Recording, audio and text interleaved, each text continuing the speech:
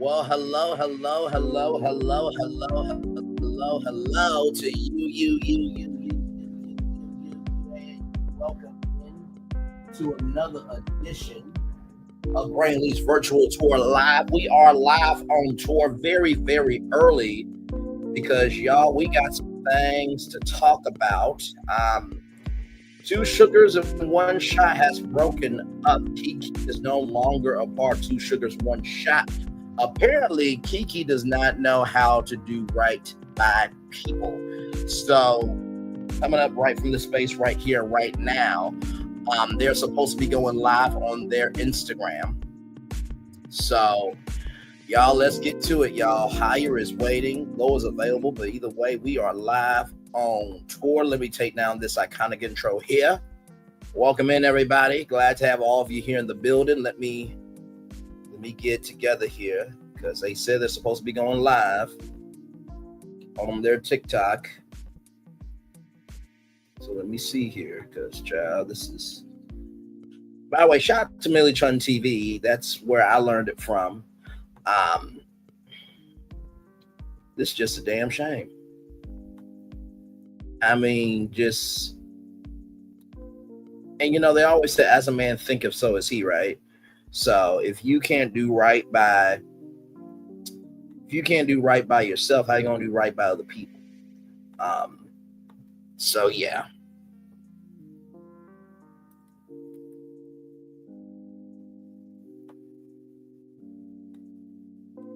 So yes, indeed. Here, trying to. Okay, I got Jay's link.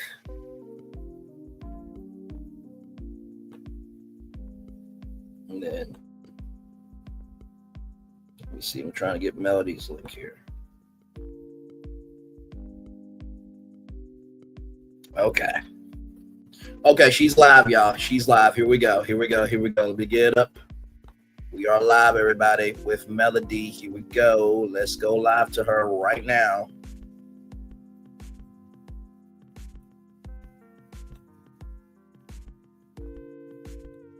You feeling? I'm feeling okay. I would feel better if I had all my money in my account.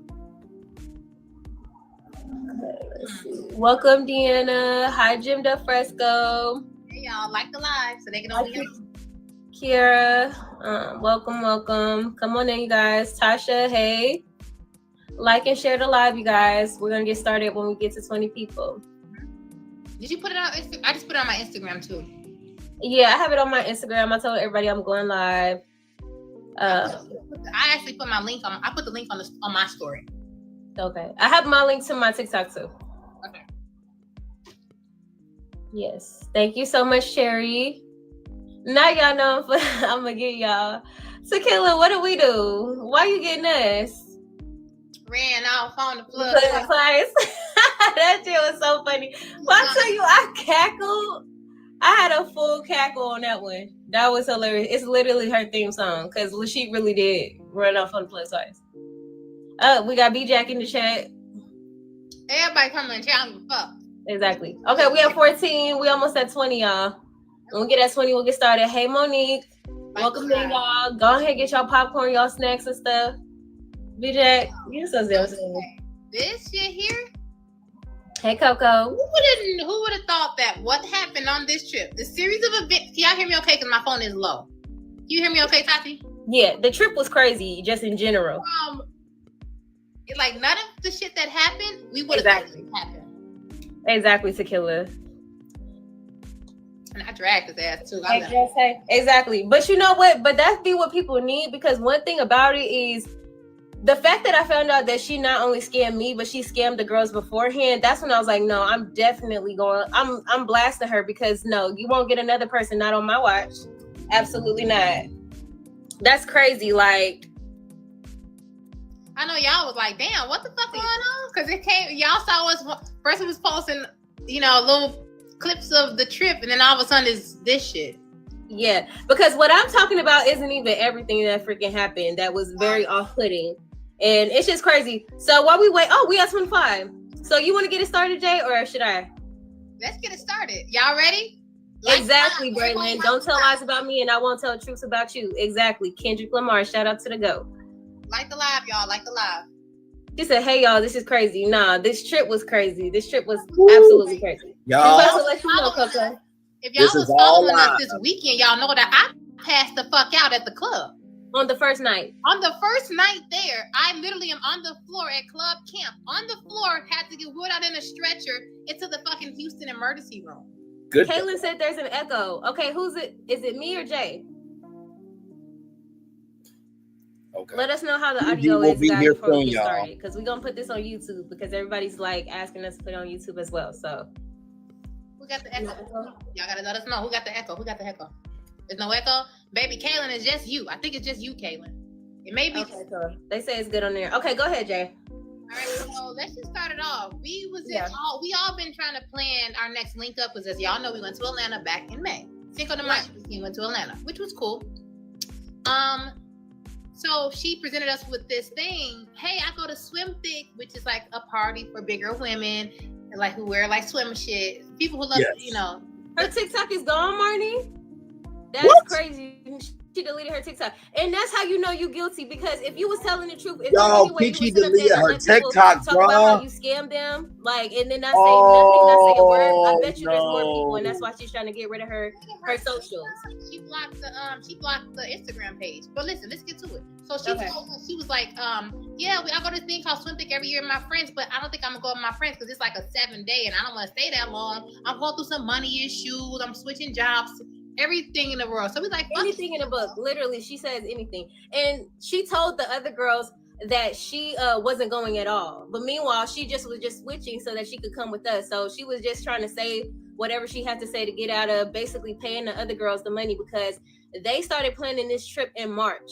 And she was one of the first people in the group chat. And she knew full well what her portion was going to be. And then she knew that by the time she pulled out, the girl had already had to pay the money for her portion. And then she's basically asking Keke if she's going to like send her money because she was sending reminders because the girl apparently she organized trips all the time. So she's sitting up here asking, hey, Keke, giving reminders. Are you going to send your money, girl? Then that's when she tells her like, oh, I'm not coming or whatever. And they're like, okay, well, that's fine. But can you still pay for your portion? And basically what she was like, no, there's no point, knowing in her mind that she's still going to Swim Thick. But then she's in the group chat telling us that basically like they put her out the group chat and they acting weird for no reason.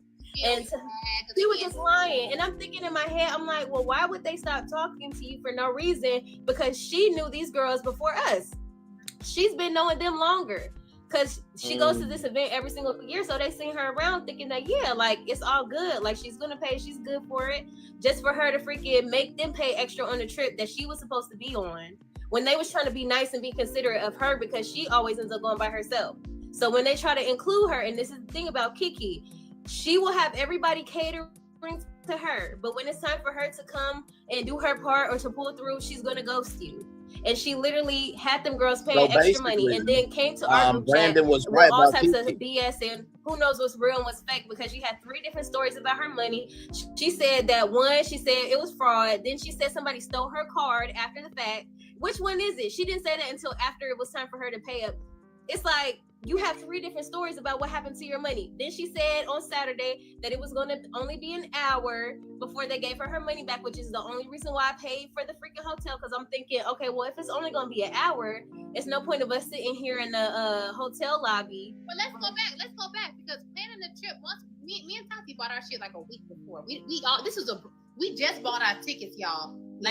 On a trip 7 days later. Like it was last minute, but okay, fuck it. Let's go to Houston. It's guys in Houston. We all single and looking. We trying to do content and everything. So Tati, so we get it all planned out. But then Tati saying, okay, I want to do like podcast space. I want to hire a videographer for us. Keke immediately is saying no because she don't want to spend too much money on this trip. But mind you, she doesn't say it in the main chat. This is the thing about Keke. She'll have little side conversations. So she'll leave the group chat. She won't say nothing. And then she'll tell somebody else because she doesn't know how to communicate. Yeah, so she'll be like, she'll tell one of us, if she has a problem with either one of us, she'll pull one of us to the side and be like, oh, I'm not really trying to do this because this, that, and the third. Meanwhile, the whole point of us coming was to make content because we were trying to get content for our YouTube channel. So she immediately said, Jay, I don't want to do that. It's just going to be too much money, podcast space, and hiring Ty. I just want to go. I'm not trying to spend that much money. It's only a weekend trip. She's saying that she can't get her hair done on Friday, and which never got done. She says a whole bunch of stuff, but when it She be lying, y'all. She be lying. So, we get to close the day before. We said we're gonna go on live and we'll pack. You know, let's get the people ready for our girl trip. We're gonna shut Houston down. Towards the end of the girls trip, so we all planning what we wearing. Okay, boom, boom, we got on. We wearing this, and then we get to the part where Kati like, damn, I'm getting there earlier than y'all. Last time we went to, tell them what happened in Atlanta. Yeah, okay. So this is why I was already triggered. And if y'all was on the live with us that night, I had mentioned, I'm like, see, y'all don't even know what happened in Atlanta. So Keke lives in Atlanta, right? And mind you, she didn't invite us to her house at all, which I thought was weird, but it's just like, okay, whatever. Well, you're not hosting us. You live in Atlanta. Exactly. She has all different times. I'm like, whatever you got going on, fine. Or whatever she's putting in on the hotel. So I'm like, cool, bet. So mind you, I get there and I'm supposed to be going to the hotel, which she said everything was good, and she called in ahead of time and everything and made sure it was good. I show up to the hotel and they let me know that basically that I can't check into the hotel without Keke being there and yada yada yada, and she has to be present in order for me to get let in the room. So I'm calling her because once again, I'm the one with the car. I always pick up the car. We all have our roles. Like this time, Jay was the one who made the reservation. She's supposed to be having the hotels because she always talking about how she got a discount on hotels. Fucking family discounts and shit. She said the same thing to the other group chat. That's what she told me. She said the same thing. The same thing she be telling us, she was telling them. Oh, I get discounts on the hotel, blah, blah, blah. Okay, so I fucking get there. First of all, the hotel is way out. It's not even in Atlanta. It's so far. So I had to drive pretty much almost an hour to get to the hotel. I was tired. Yeah, I can hear you. That I can't check in without her. So I'm calling her. For whatever reason, Keke is not able to make it or whatever. So we have to figure out a different plan. She's supposed to meet me at a whole nother hotel so that we can check in. Change the hotel. Yeah, so I'm like, Keke, are you gonna meet me? Can you meet me in about 45 minutes to an hour at the new hotel that we're supposed to be checking in? She's like, yeah, girl, I got you. I'm just getting my stuff together and I'm headed out the door. And I'm like, okay, bet, I'll meet you there. Mind you, I'm so tired. Like, I'm deliriously tired. I literally took a nap at the first hotel because I was that tired. Like, I couldn't even stay up. I didn't want to be driving. So I'm sitting up there in Atlanta in a freaking Jeep, taking a nap in the hotel parking lot of the place that we're supposed to be in. And then she told me she's going to meet me there. So I'm like, okay, bet, meet me there. I make it to the hotel about an hour later. I start to call Keke. Keke's not picking up the phone. I call her multiple times. We text her in the group like, Keke, what's up? Where you at? Tati Where you at? She's exhausted. She want to lay down. Where you at? Y'all think Keke responded back? No, she went ghost. She wasn't saying nothing, y'all. She didn't say anything for I think almost an hour. I don't know the exact time, but it was at least an hour. And I told her at this point, like, I started going in on the group chat because I was like, you know what? Actually, I was like, fuck everybody. I'm like, I'm getting my own hotel. I don't know what y'all doing. I'm getting my own hotel. And then that's when she finally called me. And then she's like, Tati. No, after I actually tried to get my hotel because I still would have had to wait because I had to wait till the 3 o'clock check-in because I was early. I was there early. Huh? I called you and I was like, do not get no fucking hotel. Come where I'm at. Because y'all, listen, I'm in Atlanta too. I'm there, but my friend lives in Atlanta. So I'm at her house just chilling. So when I'm like, just come here for now, fuck it, because I'm supposed to go to the hotel too. So I'm like, okay, come here for now until she figure out the hotel shit. How y'all know which one is Keke? Yes, Keke is the one who ain't this or this. You the other one from our little trio. I don't want to say fuck it, the bigger one. She was the one who was with Brandon. Oh damn, Jay! The only big girl on the show. But yeah, so then I'm like, no, don't get it. So Tati comes to my friend's house and we just chilling, talking about this stuff. Then Keke called me like, hey, I told her it's gonna take me a minute. Like, no, it ain't gonna take you. She tried to lie and tell me that she didn't say 45 minutes. She told me I'll be there in about 45 minutes to an hour. This girl sitting up here telling us all kinds of lies. And then after, because even before I went to Jay, I had already went in the hotel and was like adamant on getting my own room. But I still had to wait. So she was like, well, until then, just come here. So I went over there to meet with Jay and her friends. Tell me why Keke gonna say, her first thing is, Tati, why would you get your own hotel? Why the fuck do you think I would be getting my own hotel? You literally left me hanging for 2-3 hours. I already had to take a nap at the first hotel because I was so tired. You stopped answering the phone. Y'all, all of this, everything, every single thing that's been transpiring is because she does not when she does not answer the damn phone when we need her. And she'll know good and well. She knows why people are calling her. She'll just ignore it, and then she'll come up with some excuse as to why that she didn't pick up the phone. So let me tell you what it was the first time. This is what I mean by whenever you try to hold Keke accountable, she'll come up with some sob story and try to flip everything on you to make it seem like you're the fucked up person. So she gonna say, she was like, I was on the phone and I was trying to do a deal over the phone and yada, yada, yada, because this is when she was working at the car lot and I couldn't get off the phone. I couldn't get off the other line and it took me long because I kept getting off on the wrong exit. Mind you, she lives there. She lives there. How the hell you get lost in your own fucking city? Right, but I could make it. I could make it there and be waiting, and she literally just was not picking up the phone. Amount of money though. So, and then the only reason, once again, that I was cool with her was because I'm not about to mess up the trip. We just got here. I'm not about to sit up here and be mad. Right. You know, I was mad. Don't get me wrong. I was pissed. So I was mad, and I went on in on her a little bit because I'm like, "What are you doing?" But I was like, "All right." Which is understandable. Met up with her and we checked in. And the only reason why I didn't have my own room was because they said because they didn't have it ready for me, they didn't charge my card. But I was fully prepared to have my own room because I'm like, fuck you. You had me sitting outside and I'm not really fucking with you. And I was mad the first time. So, okay, so back to this. Yeah. We talking about the hotel shit on live. And she said, no, it's gonna be an extra $70 if we do early check-in. We're like, and that's split between three people. 3 of us. So everything that we paying for is split by 3. So we don't have to go the cheap route. I don't like cheap shit. Tati don't like cheap shit. I like luxury shit. I like quality over quantity. So we like, okay, $70. The fuck?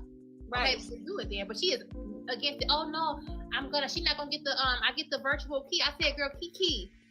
Just send her your login and she will have the damn virtual key. Even the people in the chat was saying that. They was like, Keke, why don't you just give her the login information? So she, you know what it really was? I feel like she didn't want to prepay for the hotel in general because she knew she didn't have no money. So if she would have had to really check in and pay for the early check-in, that would have had her putting money down. And she couldn't put money down because she knew that she was on BS from the beginning and that she was going to try to scam her way into a free trip. Y'all like the live. So once we clocked out, I'm like, oh, okay, all right. So she's doing this shit. But again, she already said she didn't want this to be a big trip. The trip with the friends before was supposed to be like a 6-7 day. Our trip going in there Saturday, leaving Monday, in and out. Cool, right? So, and that's what makes everything that y'all about to hear really messed up because we literally only have a couple of days, and her flight already got delayed. So all the stuff that she would do to be holding us up and dragging her feet. She's inconsiderate as hell, not just with the money, but in multiple ways. The cast is homeless, so there's a lot of homeless people on our cast. But so listen, me and Tati will never go on a swim pick again. It's for bigger women, which we could have still went, but the premise is it's for big. We have to pay like $50, so it's just like Keke, do your thing. So we was gonna just get our fucking clothes on and just wait until the shit. So we get to I'm on my plane. I'm like, y'all, my shit delayed a little bit. I can get that to like 6 something. So then Tati's there. She gets the car, cool. She goes to pick up Keke. Tell them what happened with that. This is how the bullshit started. Yeah. So back to y'all heard what I said about Atlanta, right? So it's time to pick up Keke. Here I am. I'm on my way to the airport. I'm literally talking to her as I'm in the airport, pulling up to where she says she's at. Because I'm asking her, Keke, what door are you at? She didn't tell me the door. And no, even when it was time for me to come and pick her up, literally, like when I was at Walmart waiting for her, I'm like, okay, her flight should have been landed. So I had to hit her up and I'm like, Keke, like, let me know as soon as you get here so that I could be on my way so that we could, like, you know, get shit started. She didn't respond for hella long. And then she didn't respond for super long. Then when she finally did respond, she said, she's like, yeah, I'm here, whatever. And I'm asking where her terminal is. I'm headed to the airport. She didn't give me her terminal ever. So then she finally sent me her location. So I'm coming to where her location is at. I'm pulling up and we're literally on the phone. I'm like, hey girl, yeah, like you ready? Like we getting gassed up for the trip or whatever.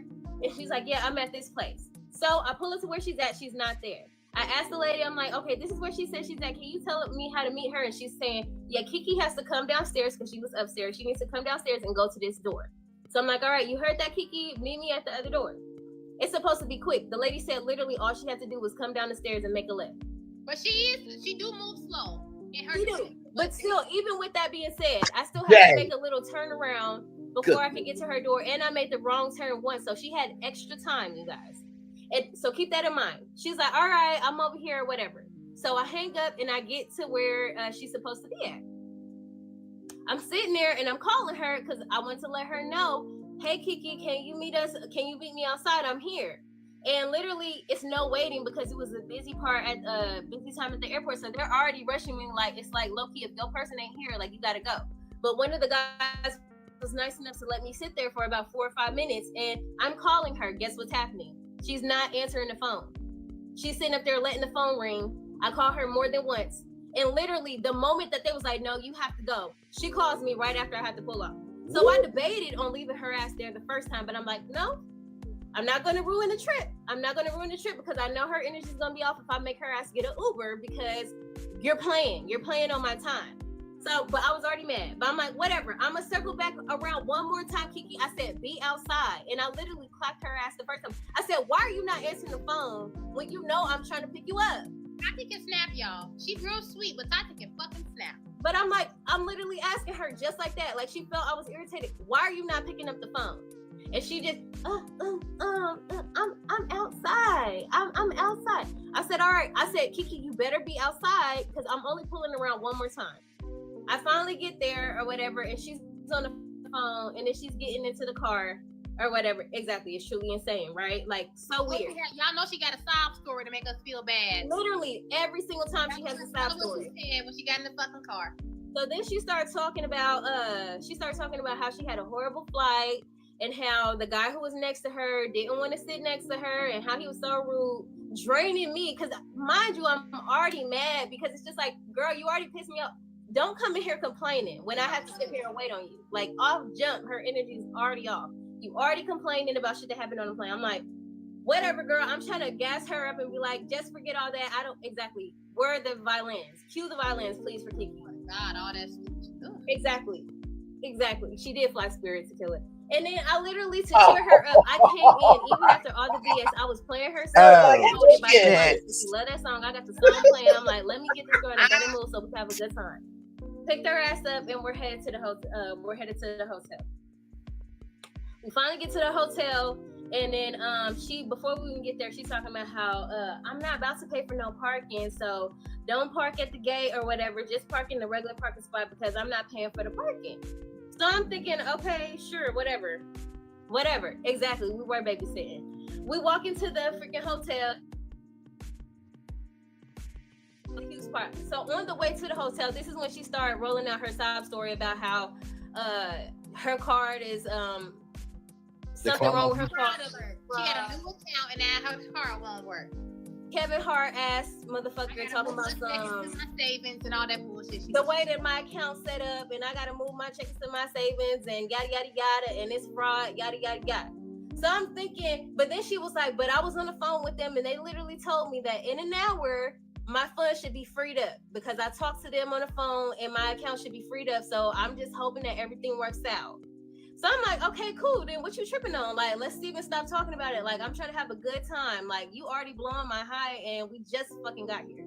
So by the time we get to the hotel, she starts talking about the parking. We finally walk in, we got our bags and everything, and I'm vlogging. So I literally have a clip of her at the desk. And she doesn't do elevators, and she only can go on the first or second floor of hotels. Like, this is just her thing. Like, she don't do elevators, so she has to be lower because she has to take the stairs. The room was horrible. Shout out to the almost 300 people in the This is crazy. Absolutely crazy. When y'all check in the room, y'all get in the room. Cool. The thing that gets me, Gigi, is that she works at a car dealership. So we get to the front desk, and then like she was telling me that she had, she was like, I think I can. And you can make some good money working at a car dealership. Exactly. After she had been standing there looking, and plus, if you live in the city for about 2 or 3 minutes, you don't have to get a hotel. Let me find out what's going on. I walk up, find a friend or find a close Airbnb and then drive to the park. I don't get. So you got to pay. But if she gets family discounts, like what's the problem? Where's the discount? What? Yes. So I walk up and then I'm like, well, do you guys have Apple Pay? Do you guys have Apple Tap? And she's like, yeah. So I'm like, cool. Like, Keke, you got it. Like, go ahead and pay with your Apple. Like, Keke.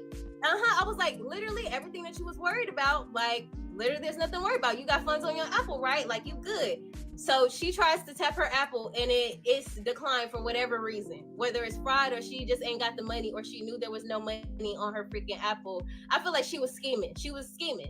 So I'm like, all right, a scheme that Todd set up to come to top TINGZ with the bullshit. First of all, this isn't a luxurious hotel, so it's not like it's right. It's not a luxurious hotel, so it's not like we can sit in the lobby and it's like nice amenities, or we could go sit at the bar while she figures this out. No, you got to check in and go to your room. So we finally, I go up and I'm just like, go stay at? I mean, Holiday Express is upgraded. The money gonna be on your card and you got it, right? So I'm thinking it's no problem. I'm gonna go ahead and put my card on the room, so just so we could get up and you could get ready for your pool party. Because mind you, she was supposed to be at her pool party hours ago. Well, by the time we leave, she took so damn long to get ready. She was late. She's very. Whatever. I think they're talking about her looks at this point because of the way that she moved. To begin with. So I think that's the reason why they have that energy. I paid for the hotel. We're up and we're on our way to the room. She's taking her sweet time or whatever to get ready, even though she claimed that she's so late, but she clearly, she's taking her sweet time. She finally get ready. Wait a minute, let me pause it here. It says, that girl Coco, Keke had me mad at Brandon. Now I'm thinking she really was the problem. Mm-hmm. I said it was something about Keke a long time ago. You did, and honestly, this is redeeming Brandon in more ways than one. That I drop her off at the pool party, and I let her know. I said, Keke, if you're having a good time, let me know because it's fine. Like we can leave you there, and me and Jay can literally pick you up later because Jay was already running late. Her flight had got delayed, so we can see you later. No problem. Now looking like Chloe and Halle. I'm so done. Yes. And then she was like, oh no, like she didn't want to be there. You know why she didn't want to be there? Because the girls who she had scammed to originally be a part of their group in their hotel, they were going to be there. And she was worried about them being mean or like being rude with her or treating her weird. Because she was going to the party alone, y'all. Certainly she's walking in this spot alone because the girl she's supposed to go with, she had fell out with her. She's walking. She fucked them over. And she scammed them and had them spending extra money after she said she was going to be there. I'm just so tired of her. I'm literally sick of this story, but I'm going to get it out because she will not scam another person on my watch. So fast forward, Keke's at the party. Oh shit, this is a PSA. Listen. A little rundown, this what happened. She said he had a bad flight. Boom, boom, boom. I'm like, okay, fuck it. I want to go. This is the whole Houston story. So we get in the car. I immediately say, Tati, I ain't gonna lie. Let's go to the store and get some water. So I know we gonna need waters and shit. I'm just saying little shit. We go to the liquor store. I go to the liquor store. I pick up some liquor. I like quality shit. So I get some Lagrima. This shit is 46% alcohol, some tequila, top of the line shit, $85 bottle. We grown. Who wants to be over here drinking like cheap liquor? Julio and Casa and all that bullshit. So I get the good shit. So then we are gonna put this on YouTube. So then I'm back in the car. Keke said she we're already ahead of you. I just dropped her off, but she wanna get picked up. Cool. It's already there, baby. It's already there. That part. Be ready. We pull up, big holes everywhere. We pull up park and we said, okay, we love big holes everywhere. Stop it. Doing the same stuff that she does at the airport. Literally, I feel like she's obsessed with making people wait on her because it's like, even when we're ready to go, literally, she'll know that we have reservations. She'll sit there watching us get ready, knowing she's we gotta get to that, Tati. We gotta get to that because that shit happened. So listen, y'all. So Tati calls her, she don't answer. I call her. Y'all, I just got off the flight. I'm tall, my legs hurt. I'm ready to go put my makeup on because we got reservations at 12 o'clock at camp. Was it 12, Tati? No, it's at 11. Yeah, like that. Yeah. Whatever. So we haven't ate, so we had to get food too. Hey, my man, good to see you. Basically, Keke is a scammer. I'm just gonna be a Brandon's getting redeemed, and these two people are done with her existence. Everybody look like Keke. So I'm like, damn, that's Keke. Oh shit, that's not Keke. I'm like, I'm gonna go get her. Calling her, waiting for her to come out. I'm like, she's gonna get Uber. Everybody look like Keke to me at this point. I'm delirious, hungry, I'm dehydrated. Damn, not everybody looking like Keke. I get out, start walking, like, okay, baby, let me come get Keke. I come in, I think that's Keke. I hope I get closer as Keke. So then she asked me what she got on, so Jay was like, everybody get her. Jay was like, do you think I should just go and get her? And I said, yeah, because who knows how long she's gonna have us waiting out here. We were already waiting for about 10 minutes. People, no y'all. Good Lord Jesus. Yes, the party's called Swim Thick. It's with all thick thick women in swimsuits. That's the party. So yes, everybody was pleasantly plump. So I found Keke soon as she right there. I'm like, Keke, you don't fucking see us calling you? And then she's like, oh no, she loves to play dumb, y'all. I said, well, come on. I don't have no makeup on. Tati has on makeup, and Keke, of course, she had her shit on, but she still gotta change. Hey, y'all, come to the light the shit. So then, fast forward, we in the car. We gonna skip this part, right, Tati? We gonna talk about that, right? Right. If she got anything crazy to say, we coming for you, Keke. Ooh. But we gonna spare you. We gonna spare you. It's a lot of more shit we can say, y'all, but just know that we gonna spare her on this part. So then we get to the where we go first. We drive it and we go get food real quick. We go to Nando's, some quick, because I don't like fried food and shit. I needed something, to eat. So we get out the hotel. She paid for her own food though. She paid for her own food. And then we all get out food, we get to the hotel, and we gotta start getting dressed immediately. I'm like, let's get dressed. I can't even take a shower, y'all. I'm over there just doing a quick wash. I don't even like that shit because I'm on an airplane, but fuck it. So we getting changed and stuff, getting dressed. She's taking her sweet time. She can't get out of whatever she has on. Cause Tati had tied her shirt really tight on her. So she's trying to, we climbing on her like a mountain. Trying to get this shit off of her because it's stuck. So we both on her. We was on live, y'all. Me and Tati are straddling Keke trying to get her out of this thing because it's tight. I'm on her back, y'all. I'm on her. She needs so much help all the time. So we on her like a damn bull trying to get this shit off of her. So we finally get it off. No, Jay gonna say something. Keke, you lucky I don't got my pocket knife. Oh, yeah, you lucky I ain't got my fucking pocket knife. You would have been up out of this thing. You would have been up out this thing. So we get dressed. She finally get out her thing. We all getting dressed. We know we putting on. We all wearing like a brown thing, putting on makeup. I said like we eat a little bit. I didn't eat all my really had no water because I'm focused on doing my makeup, y'all. Y'all know I'm doing my makeup. Ain't nobody gonna stop that. I want to be on my shit. No, Jay was not playing with nobody. Like she put on her timer. Keep ready. I'm not playing.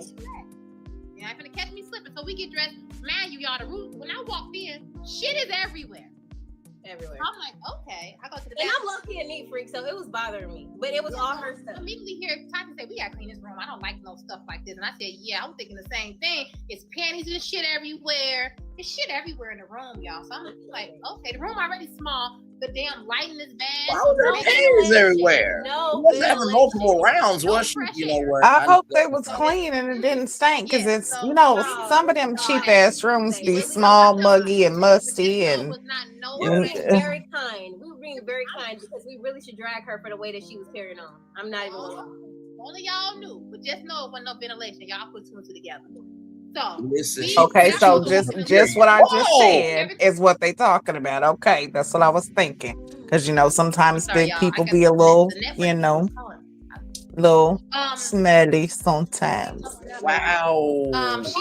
We're not saying everything that we could say is because all we need is to say one thing and people be like, oh, I feel bad for Keke, like y'all being mean. No, we're not being mean. So if she want to get up here and say something or if she want to try to lie, then we'll go ahead and all the information. But we're being nice. We're being real nice. It was only we wanted something nice because again, y'all, we split it 3 ways. We wanted something luxury. We like luxury, but she was on a budget, so fuck it.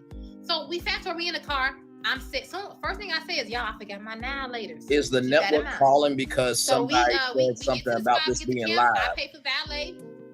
Child, listen, they put this on a public platform for consumption. Okay? Not a lot of people there yet. We there kind of early. We didn't know. Cool. We go outside. I don't think On can do anything about this at this point. Come back in. Suddenly, y'all, I feel myself feeling weird. So I'm like, okay, Jessica, let's just put our head down, ask for some water. So my head is down like this at the club. We have video of it. At the club, like, and before she even get here, so I'm on this side of the table, and Keke and Jay are on the other side of the table. Mind you, when Jay starts not to feel good, she asks Keke multiple times to get her water. I'm literally telling Keke, I need some water. I couldn't hear her. Only Keke could hear her. Y'all know what Keke was doing? She was looking at me just smiling and laughing. I'm like, does she not think she must think I'm playing. Granted, y'all, I am a comedian. I play a lot. I crack a lot of jokes. But at this point, I'm like, I need water. I feel it coming.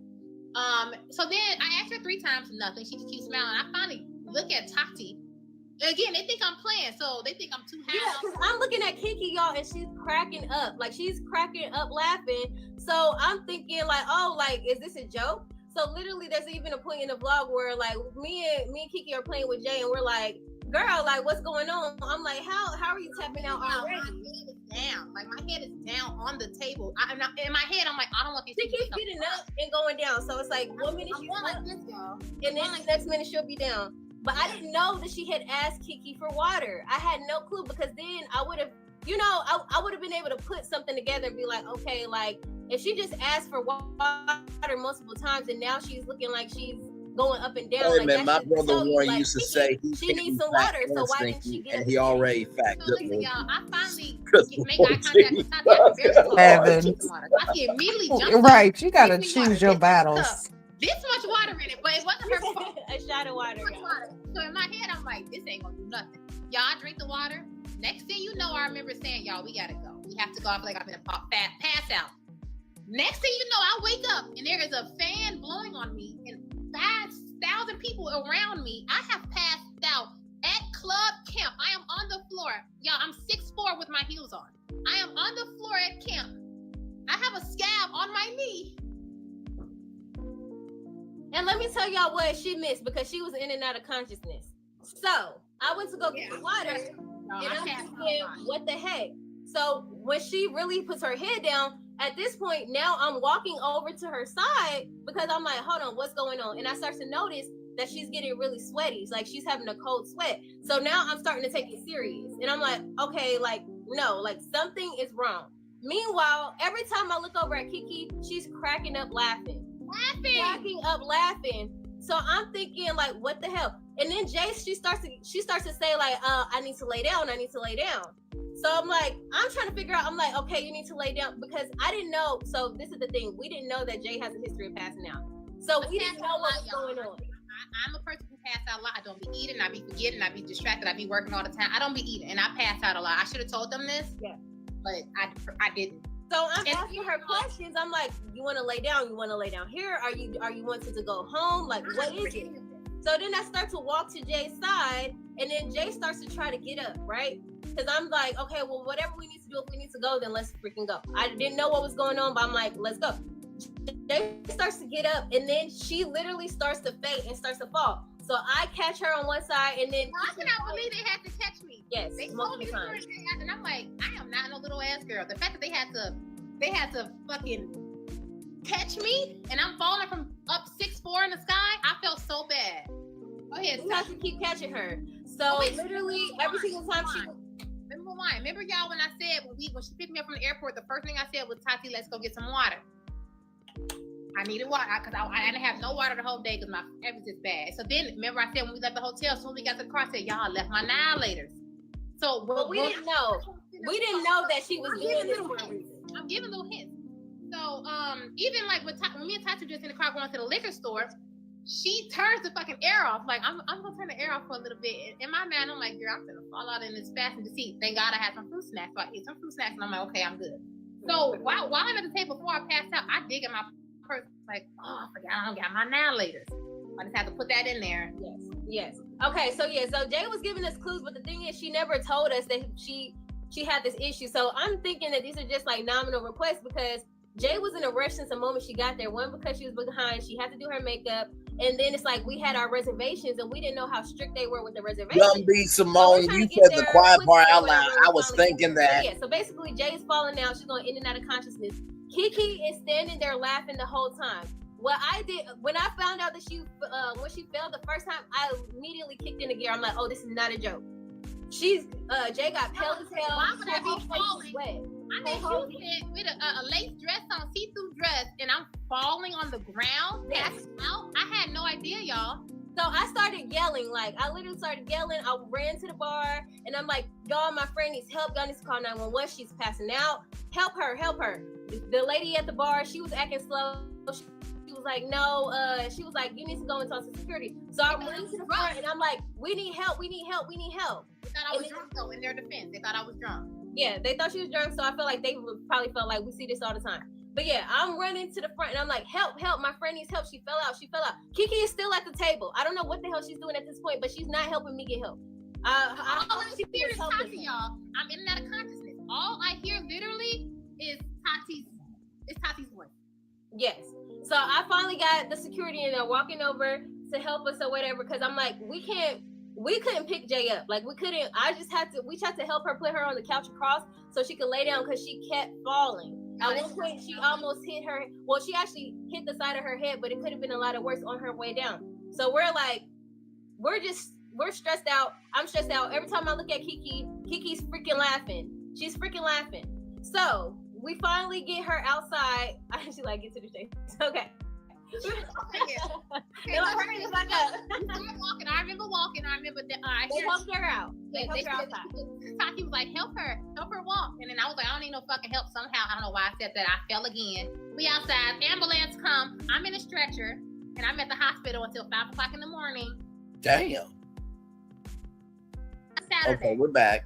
So this is where we trying to let y'all understand how Keke is not like, she don't come through, because we just said we had to help her take off her shit, drop her off. But soon we need some help. All I needed was we're driving her here and there, like literally everything that Keke needs help with to this point. She's being accommodated every single time. But she couldn't even get Jay water, and it was a serious emergency. Oh damn! She was in the hospital. So basically, yeah, they hauled her off. We knew she was okay, we both was telling Jay, was like, no, Jay, you have to tell us stuff like this, because we wouldn't have known. We didn't know to take her serious fast enough to get her help, because we're literally thinking that she playing or something. We didn't know what was going on. It took us a minute for it to register. But yeah, so Jay goes off to the hospital, and then me and Keke, we end up going to Ty's event or whatever, finishing off the night or whatever, and then we're back at the hotel, and that's literally the end of night one. Yeah, night one is crazy. I didn't even get to do anything night one. So let's fast forward night two. Night two, we got reservations at Chapman and Kirby. We got reservations at 12 o'clock. Party starts at 4. We didn't know, so we just got early reservations. We get dressed, we put on our clothes. Keke did not like her outfit, but she also didn't bring no heels. Feet wasn't done, toes, the hands wasn't done. But that's night one, Jomo. Just night one. So we get to the spot. Me and Tati got our heels on. We ready to sit down and eat. We sit down. I'm like, what y'all getting? Keke immediately says, I'm not gonna eat.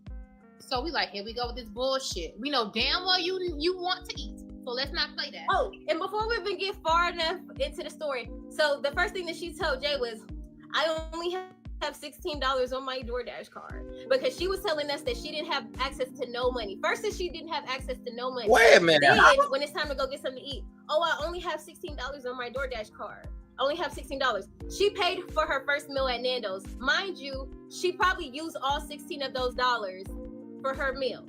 So I feel like she had more, because she kept changing it. It went from 16 to now I got 27. But go ahead, Jay. Oh no. So we at the spot, finna eat. She said she don't want to eat. We like, girl, give me some damn food. We gonna put on your fucking tab.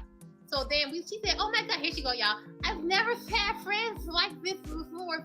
Who pay for my shit? Oh, all that bullshit. We like, girl, it's food. Right. And mind you, then the friends that she was supposed to come with walked into Chapman and Kirby, and she's like, oh, that's them. They just walked in. She's feeling guilty because she's just a scammer, y'all. Go ahead, Jay. So you saw them at Swim Thick, and then you saw them at the same place that they were eating food. $16 is crazy. And they asked how old is she? She's 30, y'all. She's too grown. If I owe somebody money, I'm gonna get the minimum food. Like, I got a fucking side salad and some fries. Tati got a fucking avocado bread. She got chicken waffles and all and a drink. So we good though. We cool. We got her tab. Her tab came up to $50. Yeah, her tab $6. They don't take Apple Pay. So I'm like, damn, Tati, all I bring is my tab. But baby, go ahead and pay for it. Let me send you my shit now. I immediately send my portion because I don't play that shit. So and that's when I really start. That's when it starts to making me mad, because I'm just like, no. First of all, I already put from my perspective, I'm sitting there getting low key heated, because I'm like, I already paid for the car, then I have to pay for the hotel. Now, Keke, you don't have money even for your food. By the way, y'all, you just said you didn't have no money at all. Then you have money for your freaking your first meal, but now you don't have no money. So now I'm finding out that I'm gonna have to put her meal on my tab too, and I already have to pay I paid for me and Jay, but Jay's immediately sent me her money because she had the money. It's not like she was broke. Keke, she just freaking was being a moocher. So yeah, so I ended up paying $50 for her. No, you don't take your ass nowhere, especially not out of town, out of state, nowhere when you don't have no money. You Especially being a big girl too, girl, you know you like to eat, if nothing else. Like, you at least need to have money to pay for your own food. Come And I'm saying on. that you feel like, how can you have $16, but then your tab ended up being $50? We was trying not to be messed up, y'all, because we thinking that this girl is not scamming us at this point. I didn't think that she was really gonna do us how she did us, but there definitely were signs that were coming up here and there that the stuff that she was saying was being inconsistent. You went from saying you didn't have no money at all to now you have $16 on your DoorDash card, and then ended up later saying she had $27 on her card. It's like, what is it? So after because I can't take too much complaining. I ain't finna be coddling your ass. Like Tati was saying. At this point, if you really want to Keke, do you really have a job? So, I mean, if you drive for DoorDash, that's nothing to be. You know what I'm saying? Like, people make living doing DoorDash and Uber and all that other stuff. Like, go to the next spot. So before that, we want. Also, too, like, I don't she said she was a BBW model, so like, all the men making sure we got water. Depending on the range of model that you are, brand is could be decent. And me, now there's a big while we're at Ashley Graham, but you know what I mean. Texting Brittany the whole time, probably like giving her all the tea on, Jay falling out and stuff like that. Being messy, texting her the whole time while she on our tab. Meanwhile, if Brittany really wants to see her, she live in Houston, so she could have came and picked her up. Never came to pick her up, but she's sitting up there kikiing with Brittany, but eating on our dime. She kept talking about I was supposed to be meeting Shamar before y'all even supposed to come out here. I was supposed to hang out with Shamar because y'all know she live in Houston. And I'm like, girl, tell fucking Shamar to come pick you up there. Ain't nobody stopping you from being with fucking Brittany. Tell that hoe to pull up. She said, because we had already had. She does stuff for attention, y'all. She asked us like 50 times, like, "Oh, are you cool? Like, can you and Brittany?" Meanwhile, Brittany, she don't want to come, so she just keeps bringing this shit up. She's draining as fuck. Talking about, Good Lord. I will, baby, Brittany don't better than be around me. So the fact she even brought it up was even like, okay. Shamar, the one who had no neck, the one who was combobulated in the body. That's Brittany. The one who was tied. Like the live and share it. Oh God. So we get back to get ice cream. I am flabbergasted right now. Order my stuff. Oh my God. I needed some food. So she wait a what? I'm like, she said, Jay. I said, oh, I gotta pay for yours. I forgot. She said, yeah. And I'm like, okay, baby, go ahead and order your ice cream then. Mind you, right after that, she ended up spending $10 at the gas station. So she had the money to pay for her ice cream. She just kept going in and out of her victim story to get us to pay for stuff. But she couldn't get me this time because guess what? They didn't have the flavor that I like. They only had 3 vegan ice cream. So I said, just forget it. I'm not getting it because she was up there ordering. She called Brittany Shamar, child. Oh my God. And then enough time for your stuff. You should just got a scoop, baby. Not all that extras and toppings and cherries and shit on top. If somebody else, you supposed to get the most basic stuff. She's probably too lazy to model consistently. Because if she moves slow, that means she don't make it to her appointments on time. Probably don't be making it to shootings and bookings. Once you become unreliable and inconsistent, that shit shows, and don't nobody want to work with you. I'll let y'all know because she's sitting up there talking about the math was wrong. Over 20. I had $22. She got refunded $22 on her incidental.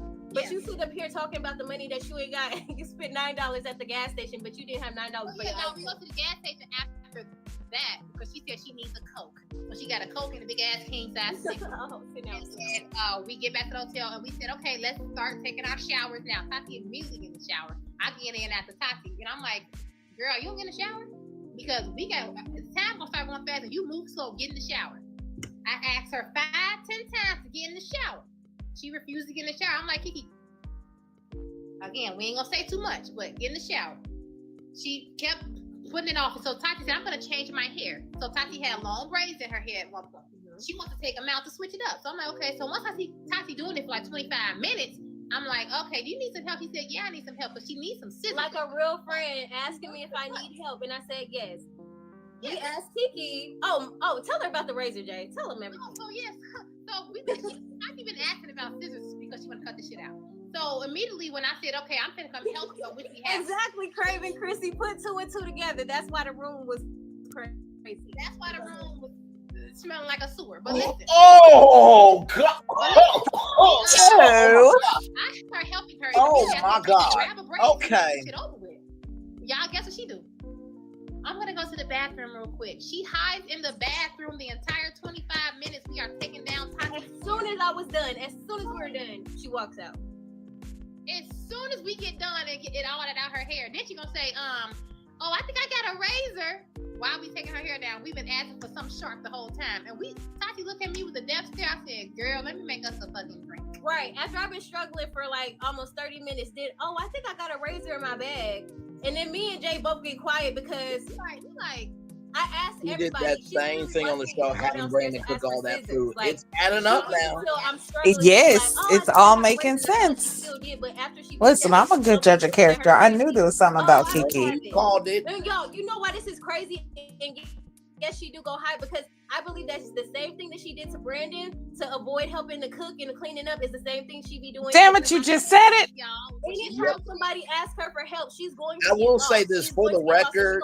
I was just following the show for what it is, but my opinion did change over time. Okay, so listen. We were a few steps because we can only judge what we saw on TV. So. Own friend water. Yep.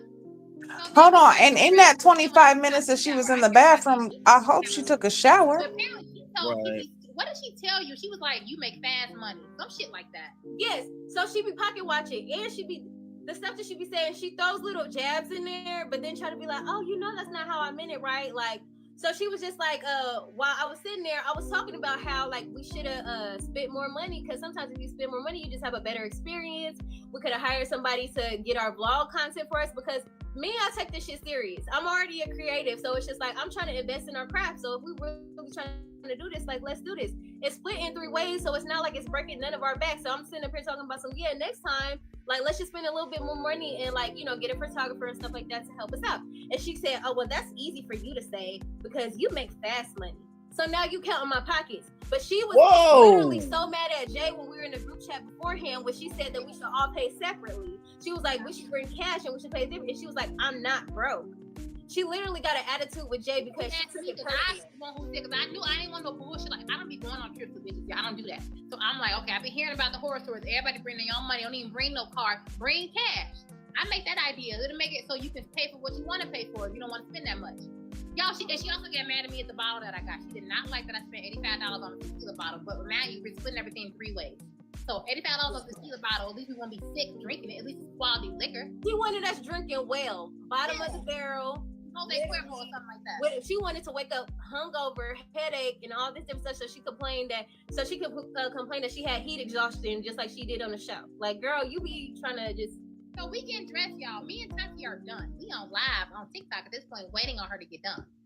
She taking her sweet time getting done. I'm like, oh, I don't like how this fits me. And then y'all, another thing, she ain't like that. We ain't like the room code. She mad talking about we skinny. And next time we need to travel with somebody who in the middle sizes because she got the room freezing. And I'm finna be cold. Mind you, she didn't pay a cent for the room, and we're both freezing cold. But we're supposed to always cater to Keke. She can't help nobody with nothing. No, she can't help me with water. She can't help me with the braids. But we're supposed to care about Keke at all costs before our own selves. She literally was getting a real attitude talking about how hot it was. Y'all got it hot in here. Hot, but it was not hot in there. Right, she want E&J. The hell? So yeah, so we like Keke, it's time to go. We have we have things to do. We supposed to go and meet up with Ty. She's taking all day to put on that brown big dress. So we get dressed and then we leave her, y'all. So then she come down like, why would y'all not tell me I was leaving? We said, baby, we told you 10 times we was leaving now. They had a whole timer. She was the one who was keeping our time the whole time. If we had an hour to go, Jay be like, okay, we got an hour. I'm putting it on the timer. So she knew the whole time how much time we had left. Jay would call it out. Okay, we got 19 minutes. We got 9 minutes. This is kind of making me wonder, like, what happened behind the scenes? Did she like show up on time for like the segments and the activities on the show? Right. I mean, she probably. I ain't gonna say she had to, but shit, I wouldn't be surprised if she slept most of the time because we called a lot of her sleeping. Yeah, we did. And she got mad at that. Why would y'all leave me? Like, girl, you said you don't take elevator, take the stairs. We'll meet you. She always wanted to play victim. Any chance, even over the smallest step, anytime she got to try to make a scene, like somebody leaving her out or leaving her behind, she wouldn't say so. She was so draining. Oh, I thought y'all was in the bathroom. Where did y'all go? She heard us leave the room. I thought, why would we both be in the bathroom and it's so quiet in the room? It's literally just you there. Why in that bathroom when that bathroom smell like that? But I didn't know y'all left. Exactly. And the bathroom smelled a mess. All types of panties on the No, floor. Jay. She didn't care that it was No, three Josh people in the Bradley. room. All types of panties. Yeah. And spilled stuff on the Facts. floor. That's why I was adamant about cleaning up the first night because I'm like, no. I was literally cleaning up behind her, putting stuff in the trash can because I'm like, we need the maid. Like when she knocked and we wasn't ready, I was like, please come back. We're gonna have our stuff ready. Please come back and clean this up because it was a mess. Mess, y'all. It was nasty in there. When I walked in, I was like, ooh, because I don't play that. I don't play that shit. So yeah, she come down and say, y'all left me. She's like, okay, baby, we thought you knew we were gone, whatever. So we in the car, everything cool at this point. We go to tie shit, everything cool. We go to the next spot. She decides to at the spot 501. Brandon knew y'all owe Brandon an apology. So the girl gave her like some Tito's. And she started drinking Tito's, and I'm like, why the fuck would you drink? She said, you want some of this? I'm like, no, Tati ain't drink that shit either because we've been drinking tequila. Why the fuck would you mix some terrible cheap ass Tito's with your tequila? So y'all, we got 5 a.m. flight. On the way there, we said, okay, we gotta go home now. Let's just start getting dressed now. Take our showers. Tati's adamant on Keke not taking a shower because she would have made us all late and we would have all missed our flights. I'm not fucking with you, Keke. We're getting to this airport. Damn. Like no, and you're not about to make me feel bad or be on live or talking about how we left you at the room and you missed your flight. Let's go back. We gotta go back. Before we end the night, we stopped at Jack in the Box because she's hungry. Again, y'all, only thing we ate was Chapman and Kirby's at 12 o'clock. So she gets y'all didn't know what a burger. You know what? A triple meal that you can get at Jack in the Box. But mind you, she didn't have no money, right? And she didn't have no access to funds. She had already spent her $16 or now her $27. But you could afford to get you the biggest meal in Jack in the Box. So she always had money. She always had access to funds. She was just lying. She was scamming us the whole time. She always had her money. Oh, now that's fucked up. Eat her food first. I'm like, baby, let's get in the shower. I take my shower. Tati quickly get undressed and just get a quick nap because she's been driving. I immediately get in the shower because I don't play that shit. And then Keke just sits there, eats her triple burger, large fry, large Coke, and 2 tacos. Taking her sweet time, y'all. Oh, she was pissing me off. That's why I had to take a nap because I'm like, I'm not about to do this with you. No. Yeah. So then I'm like, take your shower. Tati said, no, do not take Listen now, I like Jack in the Box too. When they munchie meal comes with a burger, 2 tacos, your side of fries, and a drink for $11 now. I mean, in the car, I'm on the phone with a man. It's a deal. Driving Keke in the back seat. But I mean, you can at least afford it, Gigi. This is different, child. So we trying to get gas. Y'all know Tati Nails. You right. I ain't trying to take a trip with somebody and they ain't got no money. That's exactly. Her nails so long she can't pull the card out. I asked Keke 3 times, but she right behind Tati where the gas station put a pump there. I said, Keke, please, you put your hand in there and at least just pull her card out. Cause I was finna pay my card, y'all. Her card out. Cause I was finna pay my card, y'all. Multiple times. Anytime we asked her to do anything, it was a problem, y'all. She had a problem with doing anything for anybody else. But get this, I can't wait to tell y'all what she had the nerve to ask me on the way. So look, at the 3rd time, I'm like, she said, wait, what are you asking me to do? And I'm like, girl, put your fucking hand out the window and pull the card out for her. Her nails are too long. But then it wouldn't even work, so we just decided to go to one that's close to the airport. We get to the one at the airport, and I'm on the phone. After I pumped together, I went inside to pay with my card. I'm like, cool. Tab. Me and Tati got a running tab. But man, let's go back. While we getting dressed, Tati keeps saying, Jay, get a spreadsheet going. So we know how much we spent. So I'm getting the spreadsheet going. I say how much it is. She ain't really say much. Me and Tati said, yeah, this is true. I even put it in chat. Mind you, Jay does numbers for a career. So ain't no mess up with the bill. We've been keeping track. I sent her all the information and she had a spreadsheet. Oh. I had everything. I got a whole Excel sheet. So we got it going on. So then So we get back in the car. I'm on the phone with this man, but I hear Tati talking about. I hear Keke say, "Can you drop me off at the terminal?" And so you tell how that happened. Yeah. Okay. Tequila asked me again. I didn't see it, but yeah. Okay. So y'all, I had to drop off the rental car, and then we were all gonna go to the airport. So this girl, instead of feeling like she's gonna walk with the rest of us, she had the nerve to ask me after she couldn't even get out of the car and swipe the card for the gas. She gonna have the nerve to ask me, Tati, my flight is coming up first. Do you mind just dropping me off at the terminal? I ignored the fuck out of her because no, you're gonna have to walk with the rest of us. Like 3 times. She asked me one time and I just stopped talking to her. So I literally know you're gonna be with us. We're gonna drop this car off together because if we're behind, it's more than likely because of you anyway. You want to sit and eat your food when you know we only have like an hour because we didn't get home until literally like 3 o'clock. Our flights were like at 5, and nobody was packed but me. So while we pull up to the spot, me and Tati getting everything together in the car. I look up. This is the fastest we have ever seen Keke all the way a mile away, ready to trucking it. We like, damn. So she moved fast when it's some shit, her shit. Yeah. So me and Tati, so on the way to our little terminal, me and Tati just talking like we just was like some shit wasn't adding up. So we were just talking about it, like, okay, I hope she's getting the money shit. I don't like having I don't like asking nobody for shit or do nothing for me. So we don't play that shit. The next day, Tati sent the little money that she owed me. Me and Tati immediately we sent our shit. Yeah. So we got the plane, everything good. Keke texted us because she had a layover. She texted us, but she did make her flight. She said, "Y'all, I was throwing up all on a flight. I'm so hungover." But again, y'all, we had Tito. I'm emailing Dub for sponsorships. You know what? So Tequila. Shut the hell up. Shut the hell up. I text Tati and I said, "Did you get your money?"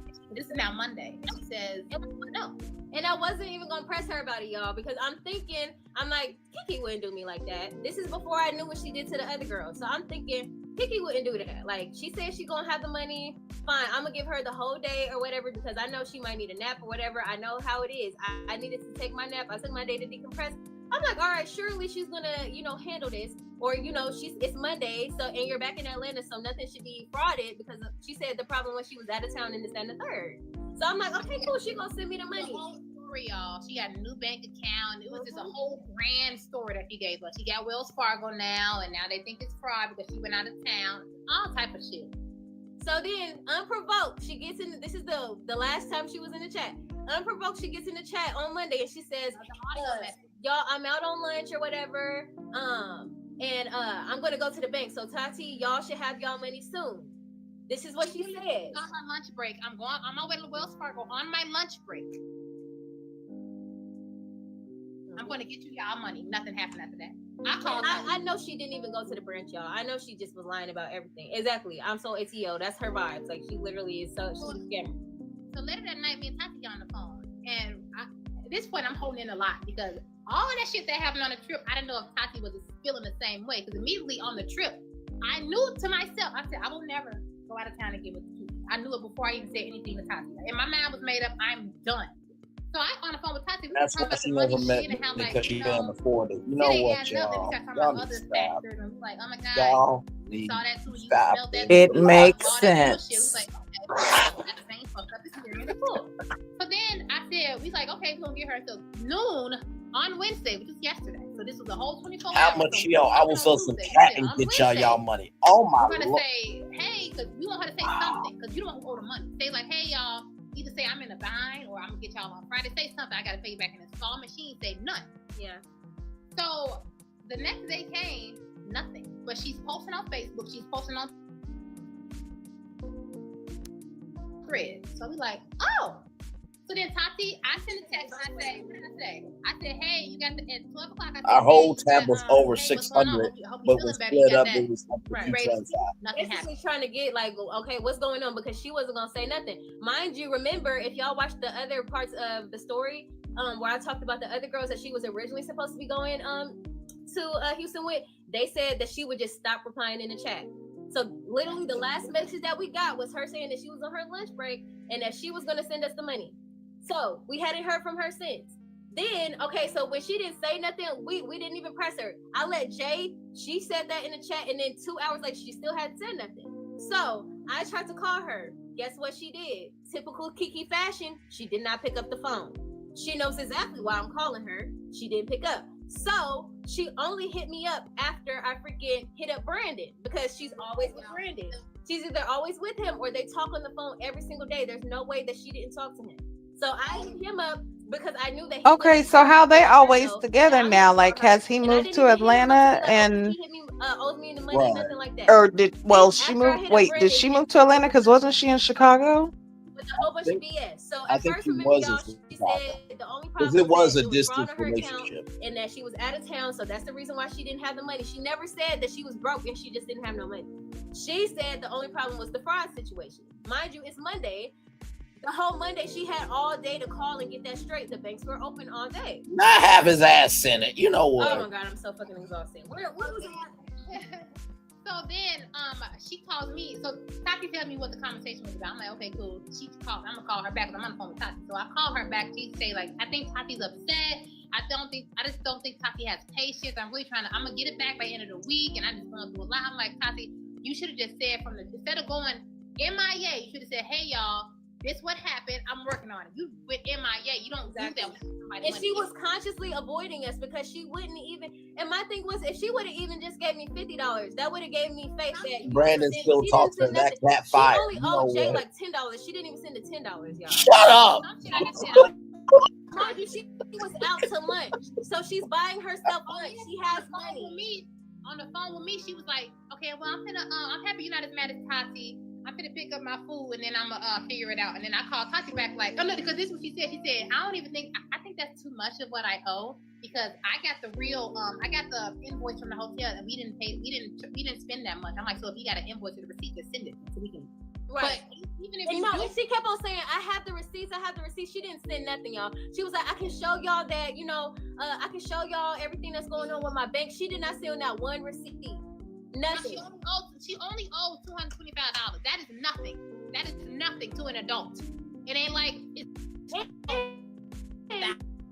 But I'm impatient and I didn't even press her. About it. Jay was the one who asked her, and then I called her and I told her the problem was the communication and all that stuff. But I'm impatient, and I don't have a right to be mad when you sat up there and ate on my dime. You let me pay for that hotel, knowing you still have money and access to your money. I paid for the car, and I was driving us all Tati around. was the same child. That's what she was. About the fact that if I didn't come and if I moved my flight back, that she would have to pay in Ubers. So just imagine if I didn't pick you up, you would have had to pay more for the Ubers to get around, right? But you trying to nickel and dime me over an extra $25? Crazy. But I'm in the wrong. Yeah, they should went on just Steve Harvey with this one. The whole time, I'm the one saying stuff because Tati, y'all don't know Tati. Like, I know Tati at this point.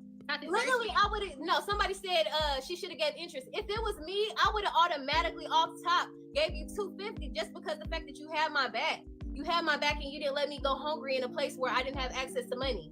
Out of town. But you got all these niggas in Houston. Not only that, but after it takes you a certain amount of time to pay it back, like just off top, just because of, the person having to wait, out of respect, like, hey, yeah. You know what? Fuck this. Yeah. But $225, I mean, especially for a trip out of state somewhere else, that's cheap as fuck. That's really not. For a whole weekend? Yeah, that's cheap. Exactly. She still hasn't said nothing. And if she was actually innocent, anybody in their right mind would be defending themselves. Like, no, that's not what happened. Oh, yada, yada, yada. And my bad, y'all, when I said that if she lived in Atlanta, she shouldn't have to go to the park. But even if it wasn't in Atlanta, it was in Houston. But whether it's Houston or Atlanta, if you know somebody there, keep your fees low. Keep your overhead low. Told her, like, it's up now. Like, this gonna be the most expensive $225 that you ever didn't spend because you're not about to scam me in peace. You're not about to scam me in peace and sit up here and eat your lunch every day, DoorDash and everything else. She told us that she DoorDash every day. It costs $30 minimum to just get DoorDash, but $225 is fucking ridiculous for DoorDash. And listen, but you can make, a lot of money a day. You can make over $200 a day doing DoorDash if you really do it. And even if you make $100, you can send them $25, or $40 every day until you pay it off. Literally just running up other people's tabs, and you have no consideration for nobody else but your freaking self, and can ask everybody for help, but you can't even help me take down my braids. Woo, child. Off of you, like, and that's why I was just like, that's why I don't care. Like, people can think that I just be getting mad. No, I said I'll never be friends with her. I would never go on another trip with her, and I went in on her in the group chat. She didn't say nothing because she's wrong. She's wrong. And let me tell y'all this. Funky and broke, absolutely. I knew from when it wasn't just like I'm on my period smell. It was a very fuck it. Let's get into it. I feel like even when niggas was pulling me and Tati to their section or trying to talk to us, people would be about her and was like, it was very strong. It wasn't just like a below. It was like a body shit. The shit was all over like cold cuts. It was cold. It wasn't BV. It wasn't that type of smell. It was like cold. Okay, so evidently she either didn't smell like that on the show and was showing a different side of herself to try to make herself look different, or she would smell like this on the show and y'all knew this. Take a shower. They had to take her to take a shower. Wait, y'all. And then on the show, it was very much like on the show. I didn't sleep in the girls' room, so I don't know how she was like in there. But I remember I was in the kitchen a lot. She always used to leave shit in the kitchen, Oreos and milk and Cokes and shit. She never washed her dishes. She never like was a type to tidy for herself. She don't cook for herself. She don't do shit for herself. So I know that on the show. But being in because I didn't, y'all, when the hotel in Atlanta, I didn't stay with them at the hotel because it's like two beds. I stayed with my friend. Fuck it. So I didn't know. I didn't smell Keke when I was around her briefly in Atlanta. But this time, I think it must have been, I don't know what, Tati, what was it? Sorry, I'm reading this comment. Wait, what did you say? Absolutely not on my watch. Y'all funny as hell. You know where the smell came from because I didn't smell it in Atlanta. But I thought it was just me. So the first thing I tell Tati on the phone was, I'm not going to lie, Tati. It just smelled horrible. It stank. It was a mix of must. It was must, a little bit of period, a little bit of cuckoo. I was over it. She stank. No. I was willing to be hot because I was going to roll down the windows, and that's why I kept rolling down the windows and saying, "Well, I'm gonna just turn off the air because I could not breathe." I think she stayed in Atlanta. Brandon stayed in Alabama. Understood. I couldn't breathe either, y'all. I agree. Which she did. That's true. You can't. The reason why I didn't say nothing off top is because she had a good time. She was trying to tell us about what happened at Slim Thick, and I'm like, okay, whatever, tell us about it. Hell, he might be funky too. Y'all stop it. Really real. You don't need it. Oh my god. And if you already know that you're on your period, you should be extra cleanly. And it's Houston. It's hot as hell. And Jay told her to get in the shower. She's like, Keke, take a shower. Take a motherfucking shower. That's your hint. Do you really need people to freaking tell you that you stink just so that she could be playing victim again and trying to make it seem like somebody being mean to her?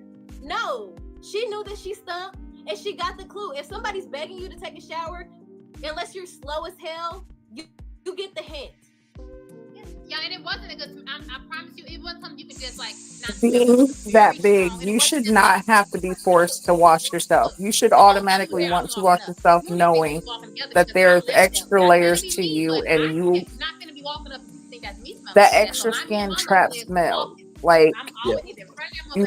No, and like they said, it's hot. I'm walking up. I know my legs is long. I'm walking.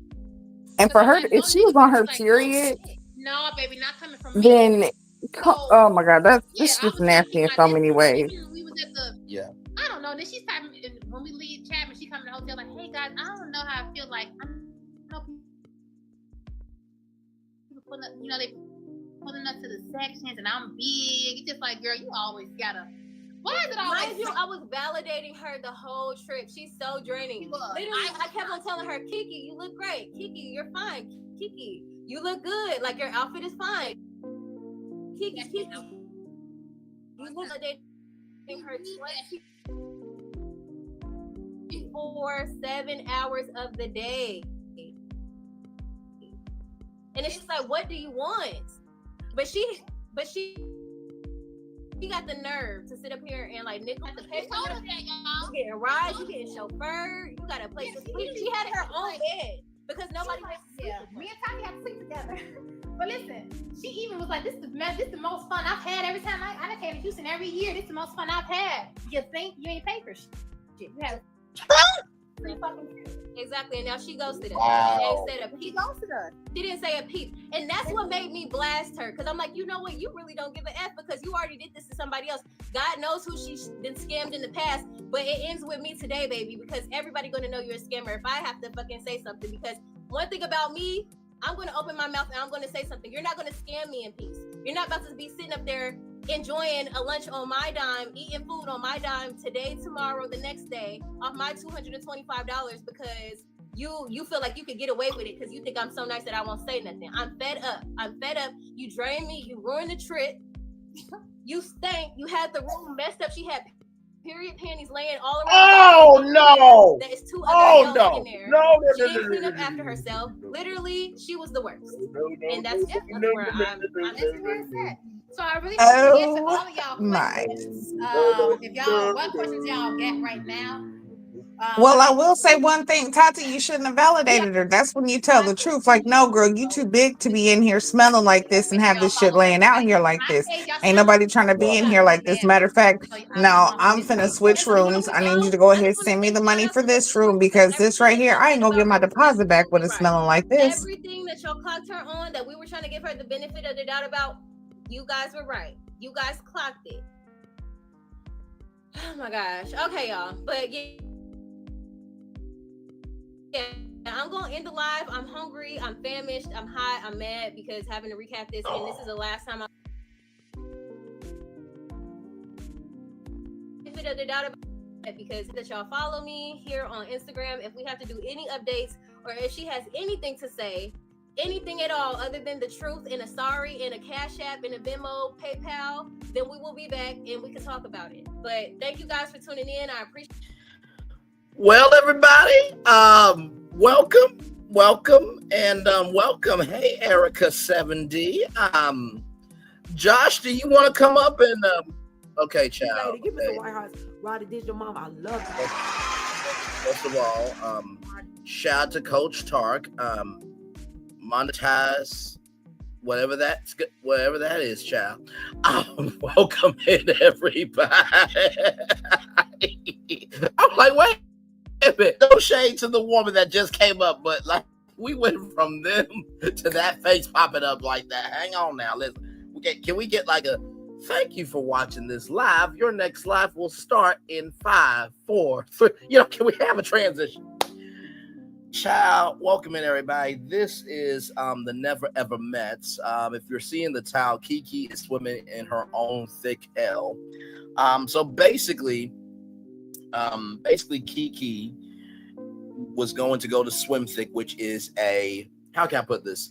This is the Thickalicious Church of God in Christ family reunion that happens every summer. Me, as the bishop of the church, I could not attend our family reunion, but that's neither here nor there. But Keke was going to go with some other ladies, right?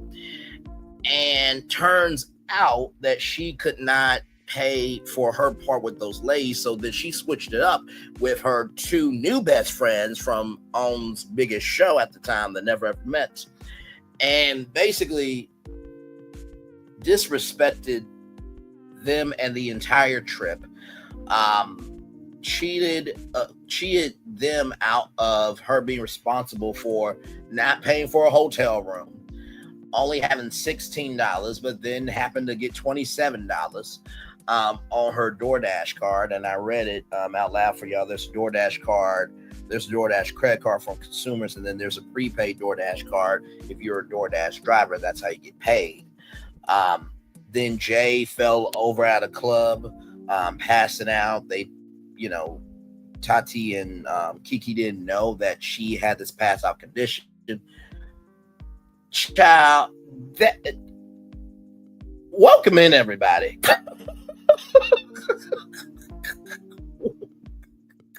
Damn. Gigi, where are you mentally right now after all this? Because I Mentally, don't know. I am drinking water because I have to make sure that I hydrate my damn self after that. That was a lot of tea. It was. Yeah, Josh, I will drop the link for you, brother, because child, it was it.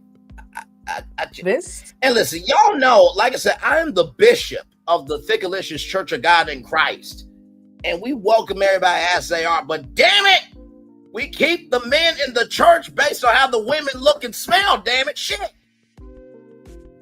listen, Hey. I said this from the beginning when the show was going on, that there was something untrustworthy about Keke. There was something about her that was very manipulative. She's very deceptive. She's a con artist. Good, brother. Welcome in. But this is, I was not expecting all of what we just got. Are you flabbergasted? Flabbermagagged, flabbermagalled, flabbermahooved. I am behooved. I am disheveled and behooved. I don't know. You know what? I can't even those nope. I Why don't do even I think that why do I touches the feel surface. why do I feel like the Grinch would be like, listen, I live on a mountain, okay? And I live in trash. I eat glass.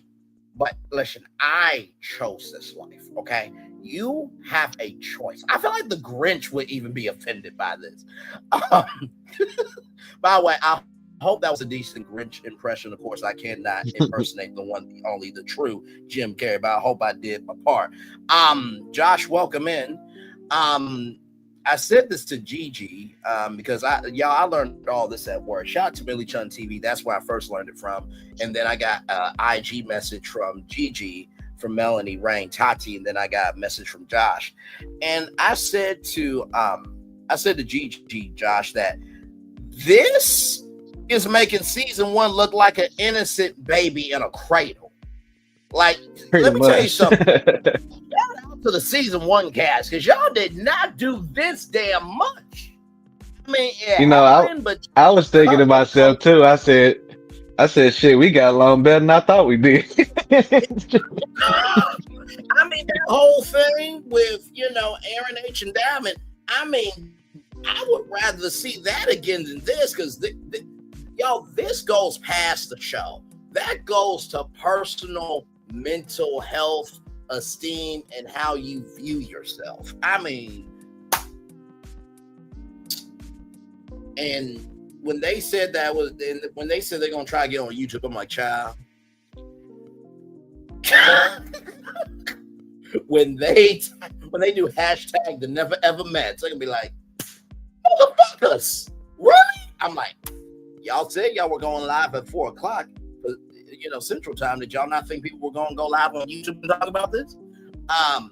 So Josh, where are you right now, brother, with all this? Because this was a lot. Erica, feel free to chime in with what you saw at the end. But Josh, where are you at, my man? I mean, honestly, I know you said y'all was flabbergasted. This didn't surprise me at all. Like I got the vibe from her. I've met people like her, and she reminds me of a lot of people. So a lot of this I kind of seen. So I'm kind of glad that Brandon got vindicated a little bit, because the way, because I just had that feeling, and yeah, this just kind of proved what I always had a hunch about. So I'm not surprised at all, to be honest. I think what makes me so shocked, it's not the fact of that she's done this. I think it's the fact that she's being actually called out for it, because she was pacified so much during the show. There was so much baby in her. There was a lot of people, looking at Brandon as the bad guy instead of actually looking at her and holding her accountable.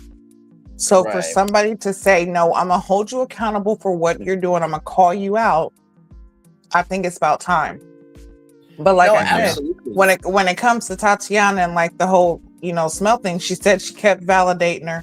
Sometimes in that validation, you have to be honest. Like, you can be people use the term people use the term friend loosely.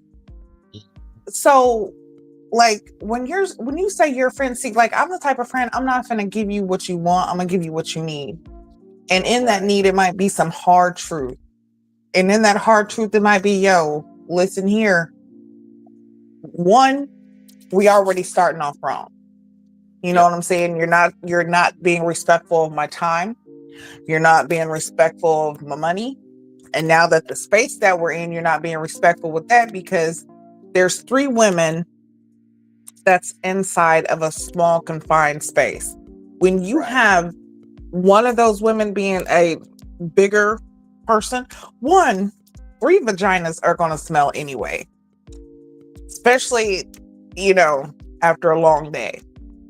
Now, they might not all smell as bad. Okay, there's different smells. But still, when you have a person that's on their period, that's not bathing properly, that's holding in heat, sweat, that is stank and nasty. And I feel like Tati, instead of just validating her, no, let her know, this is not how it should be. Right. So Yeah. like I said, I'm just shocked at the fact that, like, okay, they're calling it out. They're actually holding her accountable, holding her Right. feet to the fire right now. That's what's shocking. But I called it from the beginning. She was not to be trusted. No, you did. And like I said before, I love how we tackle the show, because you need a male and female perspective to do this thing, right? I'll never forget what my mom said to me. My mom has always said, a woman can definitely teach her son how to be kind, how to be responsible, and how to, move with a purpose. But it takes a man to talk to their son. And when it came to Keke at the beginning, I cover the show as the show, and we never really bring in social media unless it relates to the show. So that was my mindset. But I think Josh and Gigi will attest to this, is that my mind is open, willing, and available to change based on the movement of the facts that are in front of me. So as the season progressed, because in the beginning, everybody loved Keke, right? But as the season progressed, my mind did change. I didn't know it was going to be to this hellhole that we're at right now. But and listen, I try my very best to give love, grace, and space. Gigi does too, and Josh does too when he's up here with us. But like in the words of Karen Huger, we're only judging what you're giving us. You gotta give us something to work with, so our commentary can kind of help you out. But there's no Braylon, let's say you were momentarily blinded by the bodaciousness, okay? As the it's okay. Bishop of the Vicarlicious Church of God in Christ, and by the way, I gotta talk to Melody Shree, because we got 5 pallets of body oil that we gotta test to make sure they're edible for our congregation. That's neither here nor there. But you're right, I was blinded by the bodaciousness. My silly ass. Please forgive me, y'all. I really don't know what to say. And I normally give y'all a daily motivator and a positive. I give y'all a daily motivator for the evening editions and a positive for the morning editions. I'll always have a good word, but I don't know how to put good on this. I really don't.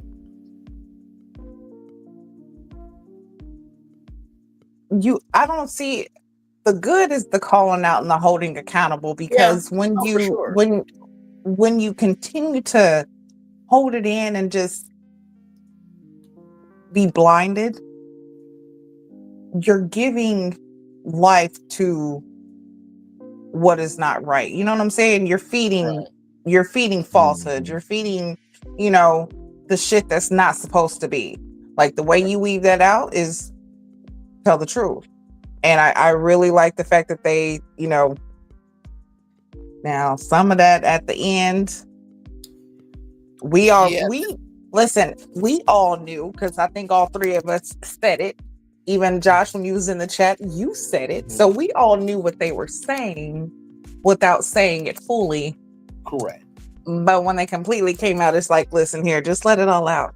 Sometimes you get hit with that truthful spirit, and you just gotta let it out. Yes. The only thing that I wish that they did, or they could have, I don't know, but I wish they would have had a come to Jesus talk with her while they was at that room about her smell. Because, like I said, it seems like Keke get caught up so much that nobody completely tells her the truth, because they worry about her feelings and all that. And sometimes you just gotta hurt her feeling a little bit. Something. It just is what it is. And that's what I'm saying. Tati said that she was, validating her, but sometimes that validation has to come with truth. Like, you gotta honestly let her know, yeah, that might look good on you, but with that smell, it takes away. And you know what? Maybe the reason why they probably did have that conversation was because you get more flies of honey than vinegar. And so maybe they was just trying to keep, Hold on. I'm sorry. I can't.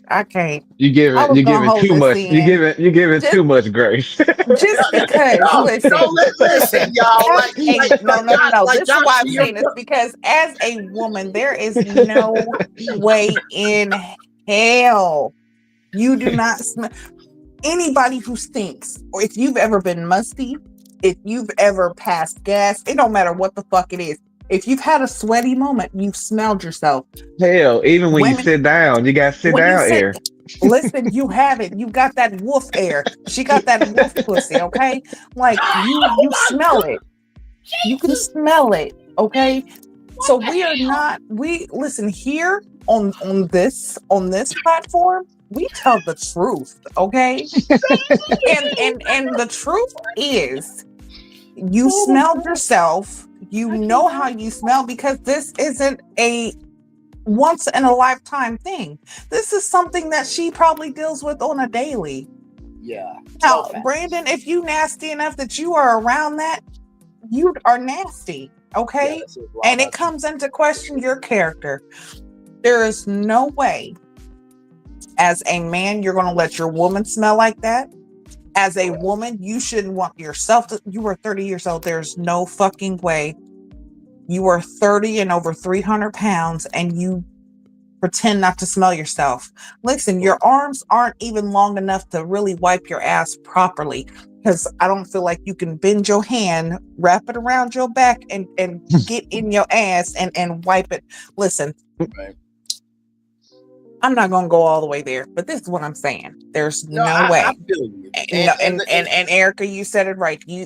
If you cannot, if your hygiene's not good, you should not be dating. You should not be trying to go on yeah, trips I agree and with you. none of that stuff, because you're putting yourself in a predicament, especially being big like that. You're putting yourself in a predicament to be talked about. You're putting yourself in the position for people to say things about you, and then now you have this complex about yourself because people are talking about you, but they wouldn't say the things if you wouldn't give them the things to say.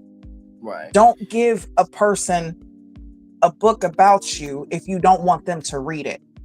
Okay. Now let the church say amen on that. That is word. And Josh, what I meant by you get more flies with honey than vinegar, I feel like maybe the frustration was so much that they didn't want to add any vinegar to the trip, because like Tati said, listen, as a woman, she should have added some vinegar to water and douche that pussy. She should have put some This is the vinegar and thing, water though. together I'm not disagreeing Because and made a I'm summer's just eve. saying that was her mindset of, listen, I'm trying not to lose it mentally. So that's why I was saying you get more flies with honey than vinegar rather. I'm not disagreeing with y'all. They should have done that, and they probably want to, but they were just trying to keep their mental together. That's what I'm saying. And Tatiana kept saying that she was wanting to have a good time. That was her whole thing, was just wanting to have a good time. You know what I'm saying? If you're comfortable enough to be around other people like that, then that means that's your routine. That's your personality. That's what you do. This ain't something you just started doing when you got there. As far as like not taking showers and all that, that means that's something that you've been not doing. So you would think when you go out of town, you're around people, especially sharing a room, that you at least make sure you get your ass in the tub. Right. You're in a hot state. Then you're going out in a swimsuit for this, the swimsuit, whatever was, swim thick, swim thick. Okay, like, you're going to be going out. They even said she didn't have her nails done, her toes done. So that means she wasn't really planning on doing much. Like it seemed like it was too much for her to do just basic things. She wasn't going unless somebody was gonna pay for it. If she had to pay for it, she wasn't going.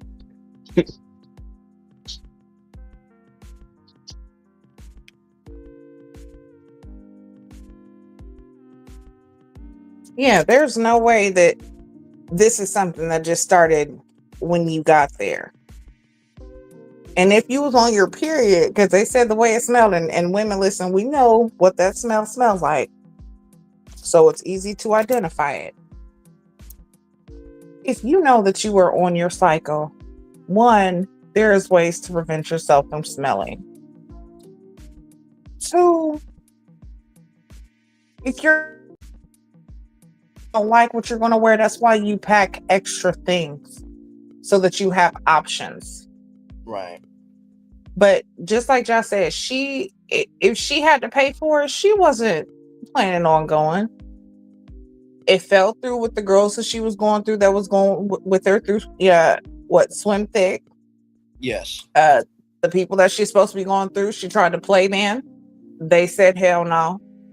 So like you said, she latched on to Tatiana and Jay because now they got this new crew. They was talking about taking this trip. They said everything was cool in Atlanta, but just like Jay said, she wasn't there because she stayed with a friend, so she didn't smell it and didn't, things were different then. Right. She put on the facade enough for it not to seem like it was going to turn out how it did. Well, remember she did say that there was moments in Atlanta, but they didn't realize it at the time that that's what she was doing. Right. So the flash was being shown early. They just didn't know that was her character. Correct.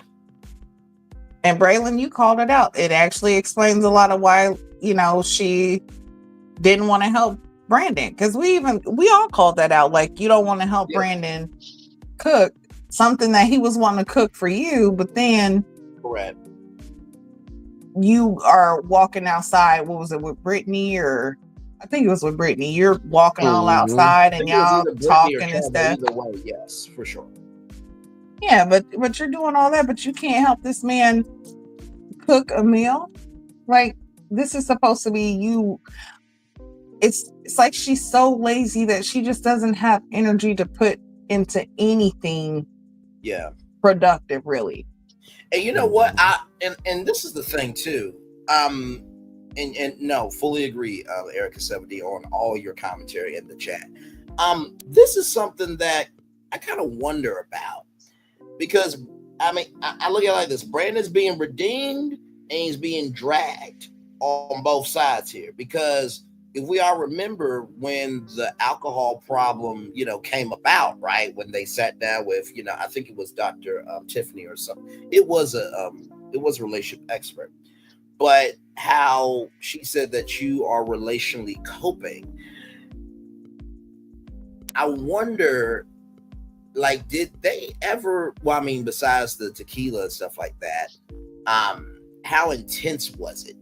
Because they said they actually really didn't go in on her like they could have. But if you already have been having a drinking problem, and then on top of that, you already were smelling like that. Now I'm kind of thinking about, okay, what did the rest of the cast smell on the show? Like, it's making me rethink all of season 2.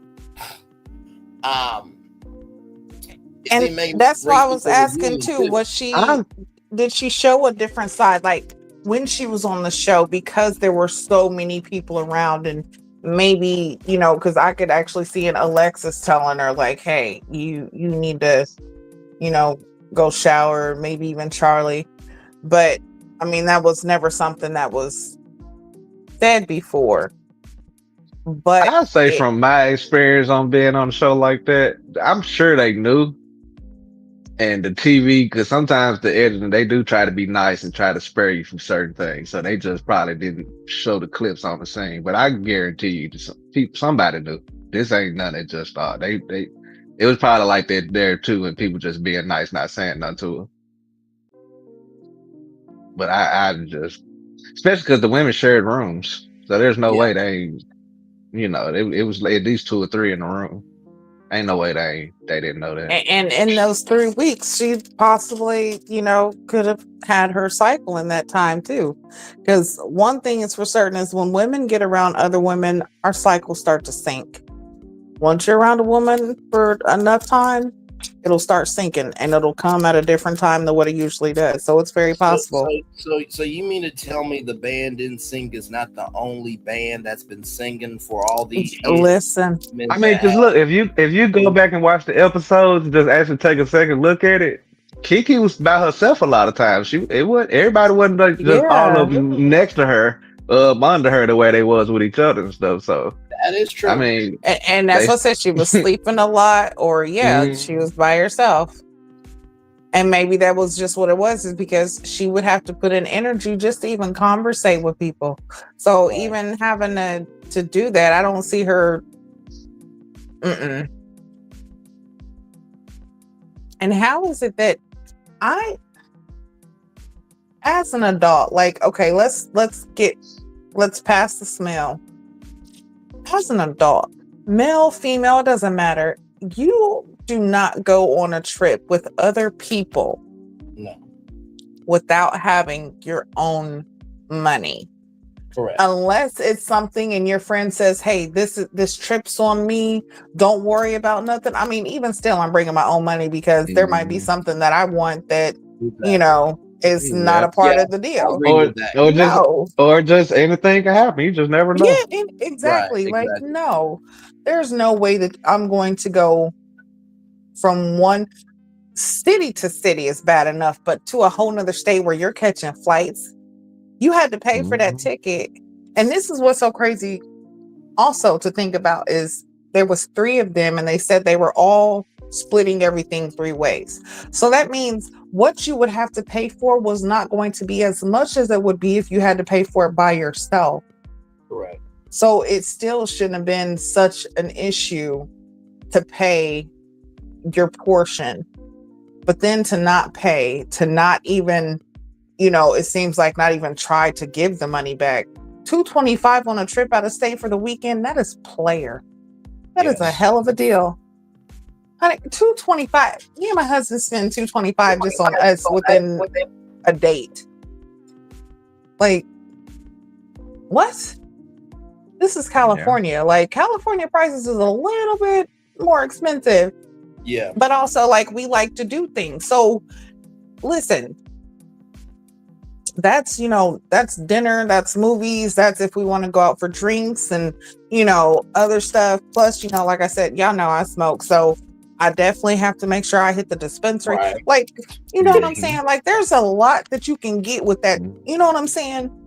Yeah. But for you to not even respect the people who are helping you out enough to even say, okay, well, I'm going to try to give you 50. I don't have much right now, but here, let me try to give you something just to let you know that I appreciate it and I'm at least trying. That just shows what type of person she is. And I wouldn't be friends with her God again. And it seemed like that if Keke would have done what she needed to do, even given the circumstances, it felt like to me they actually would have worked with her and not against her. I was just about to say she probably could have gave them 175 and they would have called it today. Yeah. Erica 70 said it almost sounds like she's in depression. Yeah, that could be very true. I was gonna say the only grace I will give her is a lot of what she's doing is reflection of mental problems. She dealing with something like depression and everything like that. Not to make, because it's not an excuse either. But you see a lot of the characteristics and the signs of it. And I know she did say her mama passed, so that everybody responds to trauma and grief differently.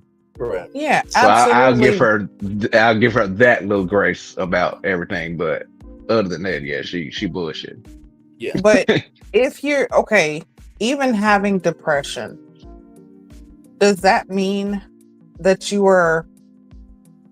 does that give you just cause to scam people? No, just cause? Well, I'm just saying, like, she could be depressed. Or she could just be lazy. Because I'm not saying, because I was just gonna clarify. Go ahead. I'm just saying, depression is. Listen, I have depression, so that's why y'all see me sometimes. You see me not, like, I go through my shit, but I still know that I have to wash my ass because it helps me feel better. Having a nice shower and cleansing my body, that shit it helps. But also, I know that there's bills, there's, my kids, my husband, like there's stuff that you still have to do. And if you're still able to get out and take trips, then that means you're at least trying to work towards that. Right. But that does not mean and we're not even saying she's using that because she hasn't even said she has that. Maybe she doesn't feel like she does. This could just really be, and this is sad to say, but there are women who have never truly known how to take care of themselves. They did not learn how to bathe themselves properly or how to be when they're on their menstrual. They did not have a certain upbringing to where they were truly taught how to take care of themselves. And being heavier set like she is, I'm pretty sure she's went through those struggles throughout her life of being big and not taking care of herself. It could be a defense. Like, I mean, there's a lot of things that it could be, but still, I'm just saying, I don't feel like it should be a reason for it to be like, oh, well, because she's depressed, and that's probably why this and that. Like, if she's not even saying that she's depressed or anything, then what is it? Well, I feel like now it's best for her to come out. It would be good for her to come and speak upon what is being said so that there is a better understanding. And I feel, and very well said to everything that you said. To Erica 70's points here, there's clearly some deep, embedded, rather, personal issues that need to be addressed, but she has to do the work and not deflect. And it's definitely not past where there has to be something going on. And I think that's what Josh was doing, was just saying that variable could happen, but that doesn't negate what happened. Right. It definitely could be. Honestly, being big like that, I'm pretty sure she does have depression. You know, like there's self-esteem issues, like, of course, but wouldn't you want to do things to kind of take away from people judging you in certain ways? That's all I'm saying. It's like, there's definitely probably a lot of underlying issues, but just like Erica said, you have to do the work. When are you going to do the work so that those aren't the things that you keep falling back on? Now, and we've said this on the show, but a lot of times people weaponize mental health issues. They weaponize their mental health and use that as a crutch and a reason why everybody should pacify them and why everybody should give them sympathy and why everybody should do things for them. And they will never learn because they're so used to having things done for them. Right. Yeah, that's true. That's what the other girl on the show, that's what she kind of did too, right? Whatever her issues. She kind of weaponized that against the guy she was dating. I'm trying to think. Alicia, I'm looking at the cast now. Yeah. Yeah, so it's like, okay, you have these issues, right? But you're 30. Like, at what point are you going to pick and choose your battle? Hey, no, go ahead. I'm just saying, like, the issues that she has, if she never works on them, like, you're going to keep running into the same issues and you're going to keep saying the same thing over. You can't find a good relationship because of this, and you can't find a good job because of this, and your friends don't stay around because of this, but it's going to be the same thing. And never are you going to look inward like, okay, well, maybe I need to fix those things. And until she does that, this is going to be something that continues to happen. Right. And how many more people has she scammed? Just like Tatiana said, like, if there was girls right before them that she tried this with, I'm pretty sure there's other people. This isn't a first time thing. Do y'all know she has children? You mean Keke? Yeah. No, I don't think she does. I don't believe, no. So far from what we know is only what they give us, but then again, Charlie and Jared, they lied all season. So then again, there could be more to the story. Hey, Jared, Charlie, nothing but love over here, okay? But, we only can judge what you gave us, and you left out a lot of shit. I know that this question kept coming. I kept asking this question around throughout the season, but I really am wondering, like, what is the casting department thinking right now? What is OWN thinking right now? What is Bun Murray Productions thinking right now?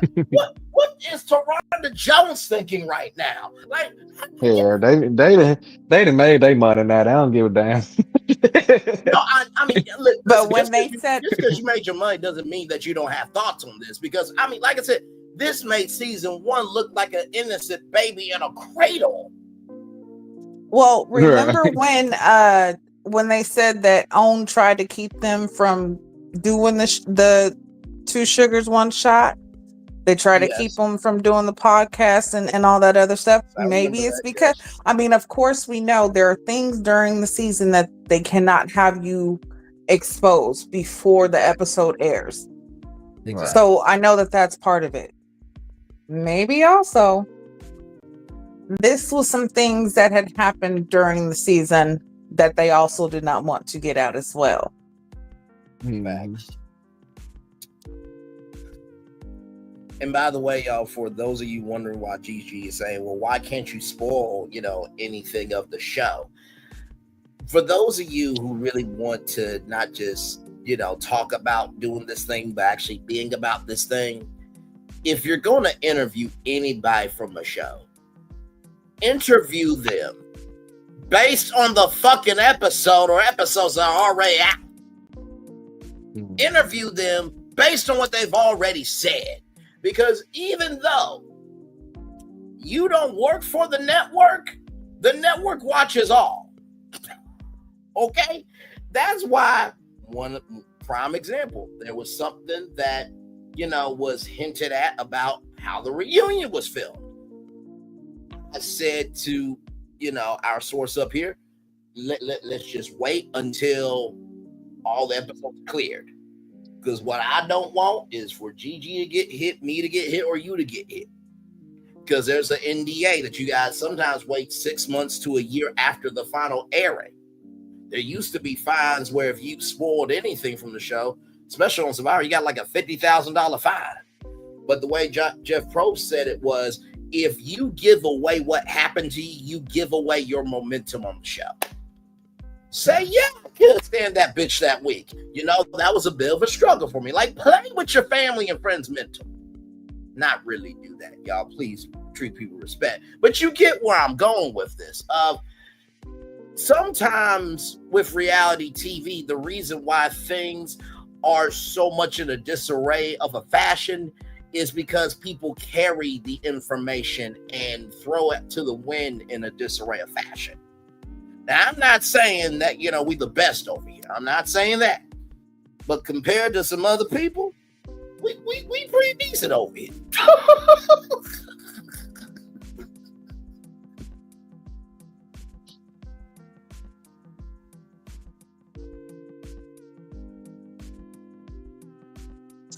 Yeah, this is definitely this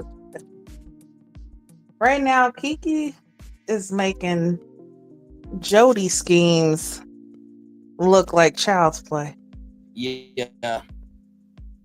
And that's not a win for Jody. That's just, we just gotta keep it a buck.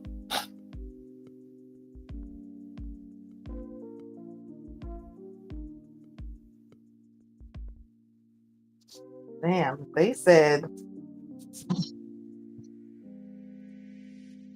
yeah. Said Keke she done went Italian job. She just, I don't know. She just said, listen here, I'm finna play out. I'ma buy food. And then the rest of this shit y'all gonna pay for. I mean, damn. But they said Keke deleted her social medias. So she deleted her TikTok. I don't know if she deleted her Instagram. But that's what they said in the live. So she went full ghost. Yeah, apparently, child. That's what they said.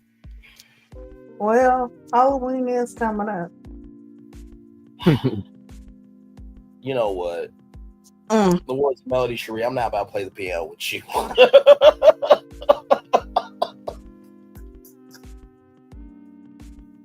Looking like what's the name? Gruber from Ghostbusters. Stop it. Stop it. Stop it. Okay. Lord Jesus. The marshmallow ghost can't help that is that Fluffy is gonna die. Shout out to the Despicable Me fans out there. Yes, indeed. I'm sorry. I'm so sorry. I am so sorry. Oh my God. My ignorant ass. I cannot, man. Chat. like right now, Candy's mama's right. Maybe he Hang keep on, wait. playing. You gonna do it? Hang on. You know what? If we gonna do this right, damn it. Hang on.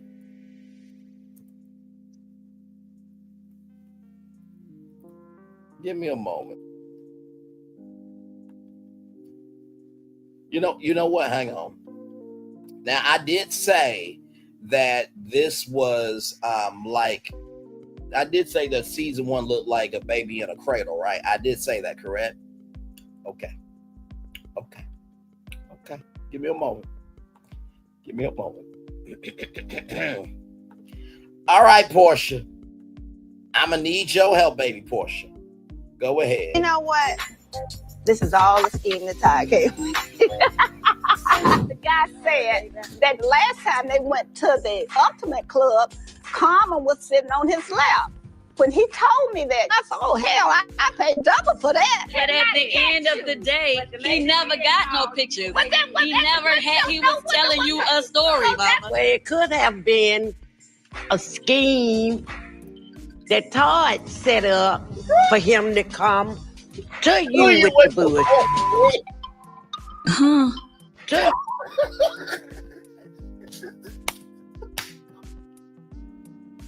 I did say season 1 was like a baby in a cradle. I did say that, okay? Listen. Oh my God, child.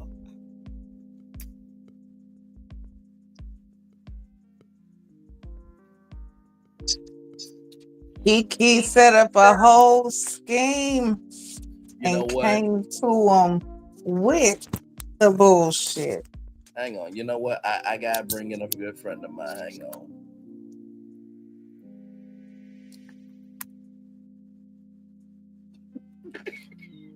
I'm sorry. To play this one, y'all. I have no other choice. I have no other choice but to play this one.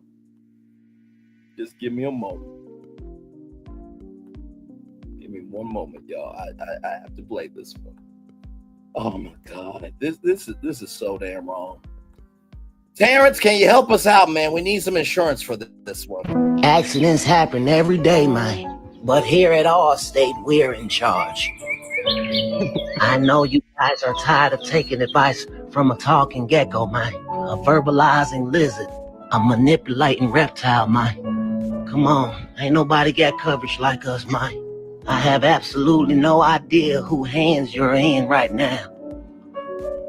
But if you let us handle your insurance, man, you'll be in good hands, man. Let Allstate stand, man. Go ahead and let it stand, man. Let it stand, man. Thank you, Terrence. Keke will be calling you here in just a little bit for insurance policy to cover the damage that has happened from this accident. But just know that she can't pay you because she got to switch your money from her checking to her savings, and the way she got to have on jeans so she can wipe off her card because her card ain't gonna go through. Matter of fact, you got to put her debit card in a plastic bag and then swipe it in the screen because sometimes the card reader don't work right. So you gotta.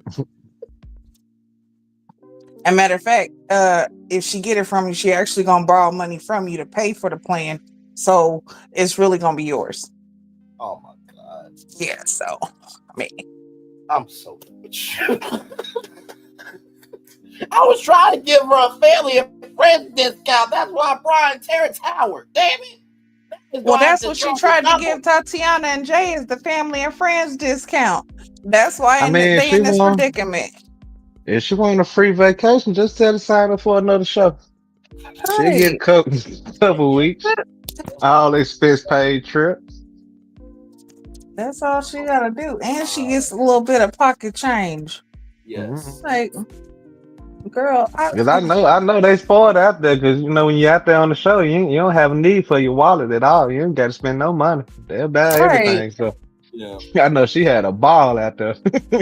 Right, all the food that she could want, and she ain't gotta pay for it. Just all of just it wait right for there. You got somebody else there to cook it for you and everything. You just got to show up and eat. You That can't was beat a that. dream for her. I know that was a dream. Unlimited alcohol. Yeah, you can't beat Right. that shit. You know what? It was worth her washing up for. She said, "You know what? I'll wash up for this." Okay, I'm gonna Hey, stop. I'm sorry.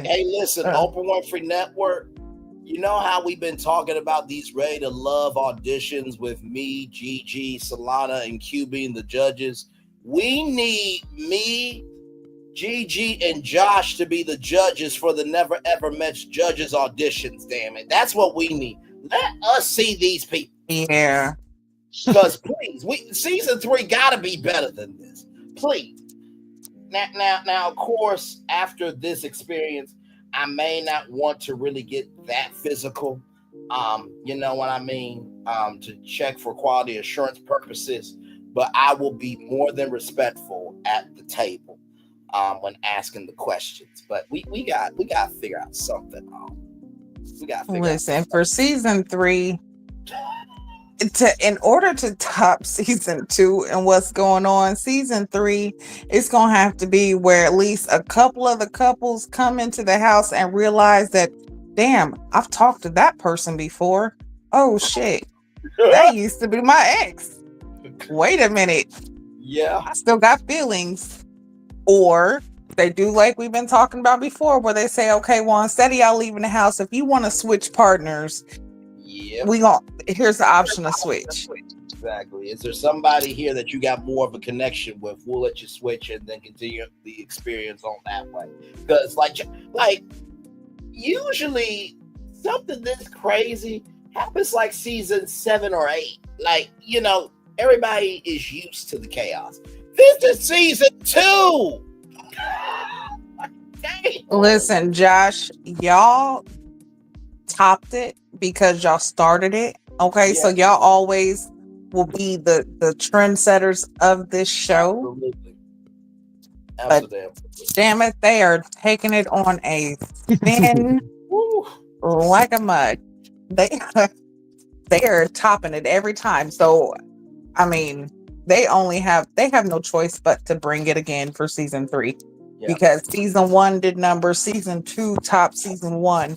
Season 3, you have to continue because the Never Ever Met, especially on the OWN network, and this is my opinion, people can say whatever you want, but in my opinion, the Never Ever Mets right now is what's holding this network up. Because the other shows that they have right now have run their course. Or they never got the views, just like, you know, Love and Marriage Detroit, and, you know, Love and Marriage Huntsville's over with. Love and Marriage Detroit really didn't get no play. Like none of it. So no, I fully agree. I mean, we have talked about many times how if they just got their asses together with Red Love, that could be the 90-day process. I mean,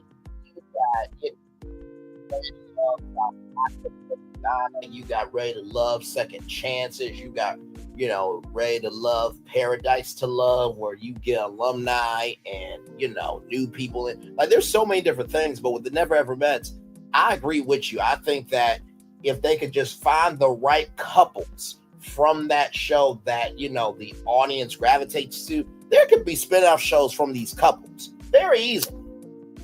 Very easily. Yeah, I mean, it is what it is, child. Let me tell you something. And Love and Marriage Huntsville, I think, is done. I mean, without question. And I really want Carlos to come out here, since he want to say that he's the so-called king of reality TV. Can you please explain how OWN's #1 show got a series tie low for the demo in the history of OWN's #1 show? Can you come out on your show and talk about that? You talk about everybody else, but can you please talk about your own shit? I can't. Because it's crazy. It's mighty funny and not even funny because we all knew it, but a show that has nothing to do with him is breaking numbers. Bell Collective fell off. Love and Marriage Huntsville fell off, especially after Melody Cherie left. Yes. We all knew she held the show together. She's gone. No reason for the rest of it. So a show that he has nothing to do with is doing better numbers than all of those shows together. Absolutely. I mean, honestly, tell you the truth, Rick, and let me ask this to Josh, because when did you guys tape um the Never Ever Bets? October 2022. Okay, so the reason why I say that is because, and I thank you for that context, conjecture, and connection, because if you guys want to know how Survivor is able to do multiple seasons now, before Survivor actually went around the world, I don't know if everybody remember that at one point in time, but they actually went to different continents and played Survivor. But because of nature taking its course, Mother Nature itself, government rule, rules and regulations, they ended up in the Philippines. So they will tape one season, take a break, and then tape another season. So they're able to do 2 seasons back to back. At this point on, y'all need to do that shit with the Never Ever Mess. This is y'all 90-day fiance. I mean, Ready to Love can still be a 90-day fiance, but this one right here, this is y'all hit. And I'm with Gigi. I believe that the Never Ever Mess is a bigger show than Love and Marriage Huntsville. Fight me on it. I want you to. I mean, what? We can go heads up if they want to. Like, I mean, for real. And then with season 3, we've talked about this. Season 3, we need a 2-part reunion. Yes, live. Yes. We need to have live questions. We need to have a live audience. We need to be able to get questions from social media. By the time you guys tape and go, like, if this is the time to start doing a lot of fanfare. We need to get competitions or contests going where fans can come and join the audience. Fans' questions get answered. However, we need to do this. But for season 3, in order to top it, I feel like that is something that is a necessity. We need to bring back the live. Absolutely. At this point, it needs to be at 7/6 Central, the Never Ever Mets Countdown pre-show. At 8/7 Central, the show. 9/8 Central, the official after show, and then 10/9 Central, the fan valuation after show. 4 hours of content. It's at that level. It really is at that level, without question.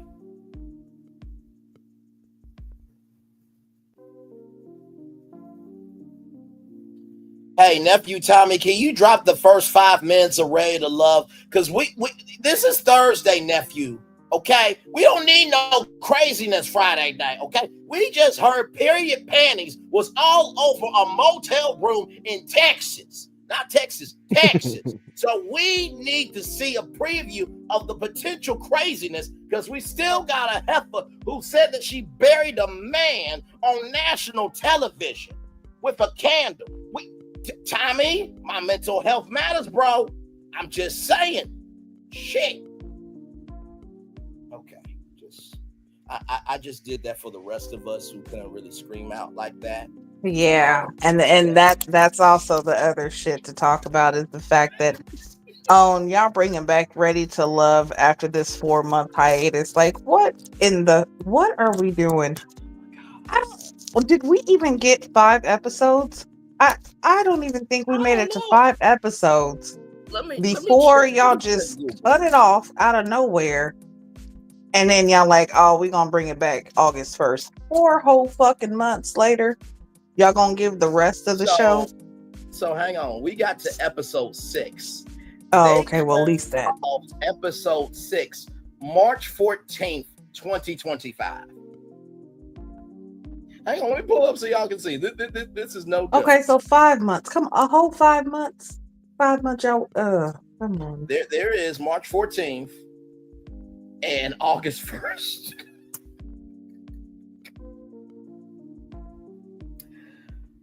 Well, let's see what the description is for this. So this is called Meet the Exes. Quite a creative title, I have to say. Very, very, very well done. I mean, Gigi, could you create a better title than that? I mean, meet the exes after a 5-month hiatus.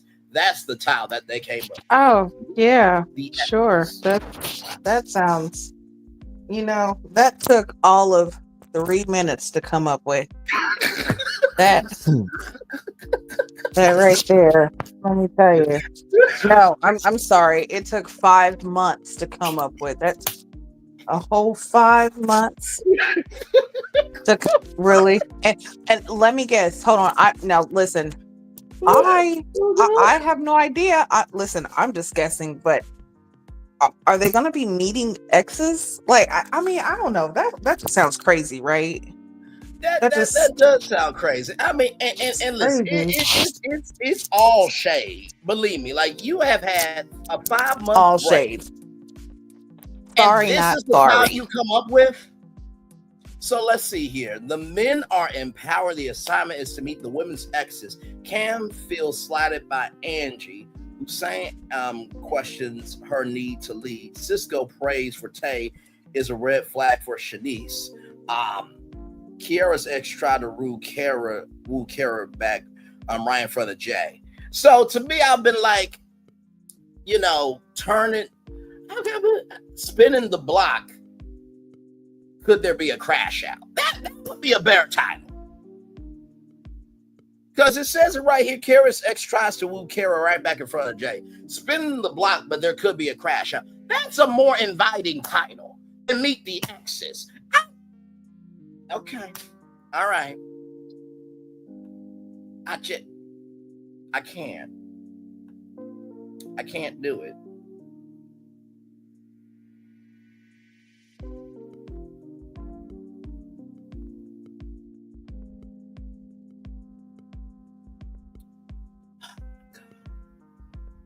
Yeah, you could have said, you know what? Here's a good title. Relax or Relapse. An ex's confession. There it is. That's absolute cinema. See, that's what we're asking for. And you see that came all of 3 minutes. 3 good minutes. And y'all telling me 5 months and now y'all came with Meet the Exes? Get the fuck out of here.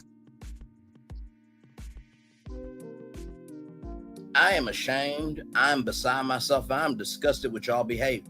I really am. This right here is why the Never Ever Mets was able to cut in. Yep. In between Ready to Love, they cut it off and put in the Never Ever Mets and was like, nah, this is better. They cut in a show that is in its 10th season on TV. That should have been the biggest celebration for a show. And they did more, they had more juice than the 10th season of the #1 dating show for black people. That don't make no, you know what? And by the way, y'all, they are casting if you are in Chicago.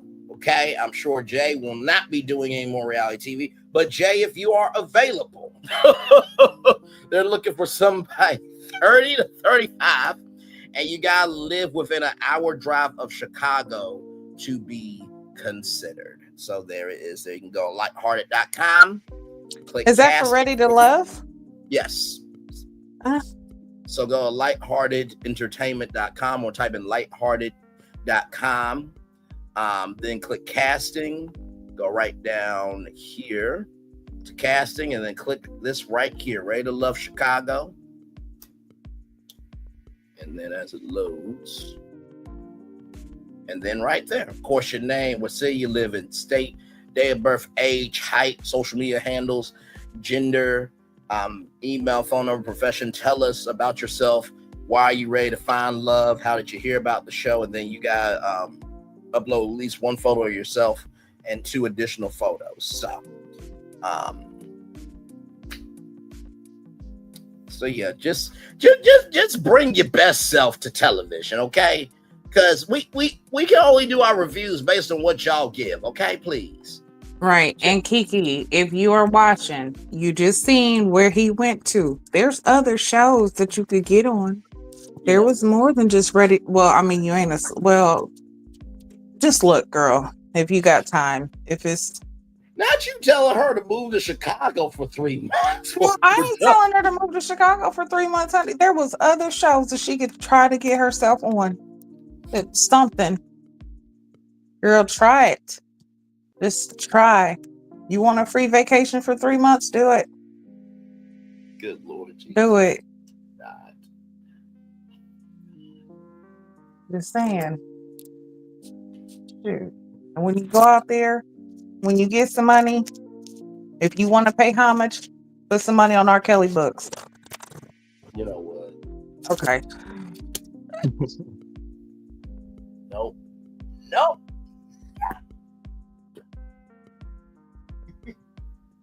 Oh wait, but you Listen, know if what? y'all have not heard Chris Brown's Residuals featuring R. Kelly, y'all gotta listen to it. That song go hard, okay? It goes so hard. Now, you know what? I found the perfect meme. I have the perfect meme for this. I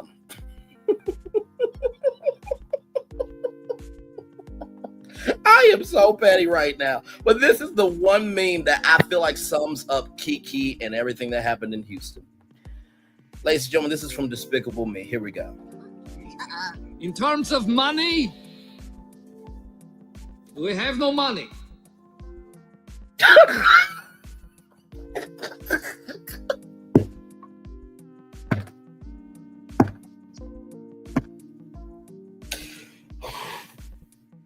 One more time, bro. In terms of money, we have no money.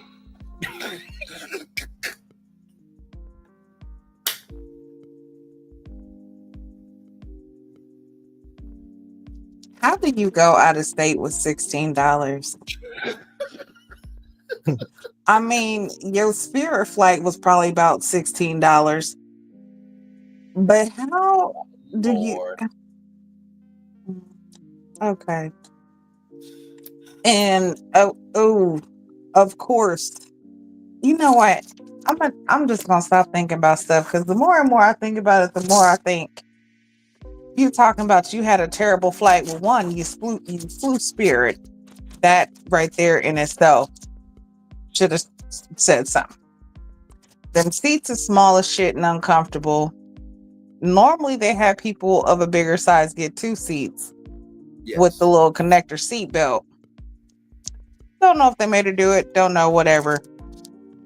But just think, if you smelled like that in a hotel, imagine being on a plane. Yeah. Well, you remember she said something about some guy was being rude to her. He probably was smelling her ass. Yeah. He was not gonna pacify her. He's like, no, this is I wonder if she was trying to ask him for money too. Okay, never mind. No word. I'm literally looking up flights right now for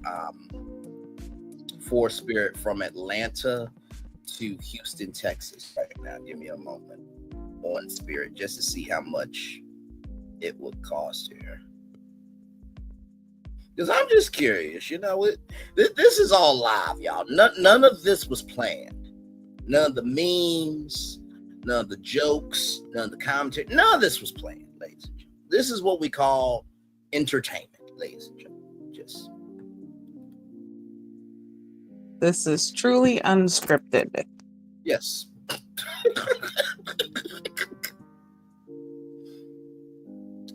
Apparently, it's not one. Let me see here. Why is it not? Let me see. Atlanta to Houston.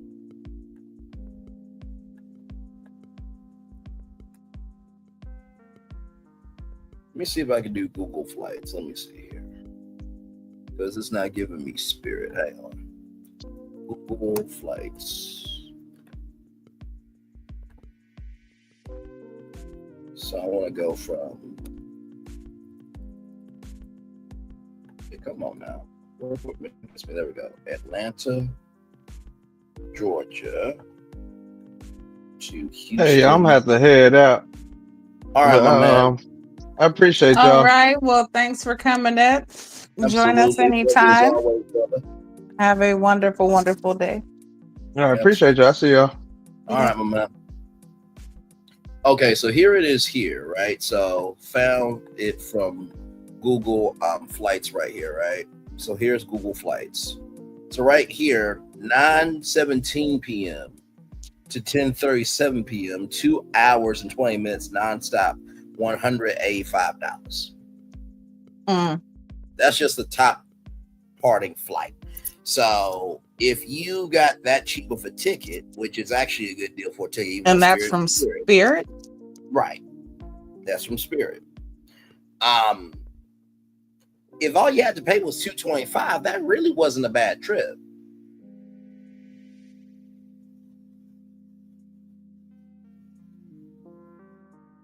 So it's like, so what? Did you only have enough for your flight and nothing else? Right. Because so that the flight that you're looking at, that's round trip. That's not just a one way, right? No, that hang on, let me bring it back up. Hang on. Now that for some reason I'm not able to see it. Now that's not the yeah, you know what? It's been doing that for some odd reason. Give me one moment. I'm gonna leave and come back because I don't know why it's doing that. Give me one moment. Hang on.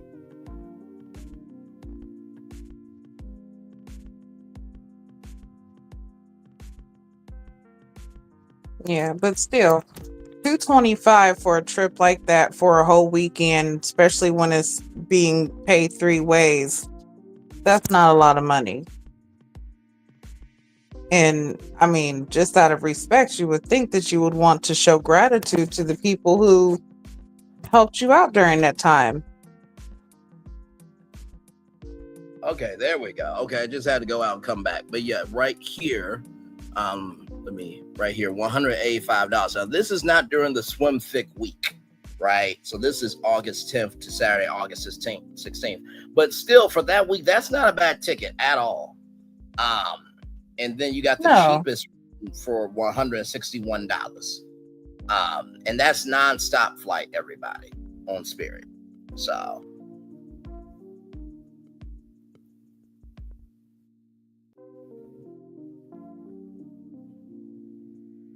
Yeah, but I mean, even still, like I said, $225 yes, for a weekend out of state is not bad. not at all. And I really hope that she, because they didn't say anything about her flight, so I'm pretty sure she covered her own flight. But right, still, if you did not have the money to pay for anything else besides the flight, one, you either express that to the people that you're supposed to be going with ahead of time, just so that they can kind of be forewarned and have the choice to say, okay, I'm gonna help out or not. And two, just, you know what I'm saying, let people know what to look forward to.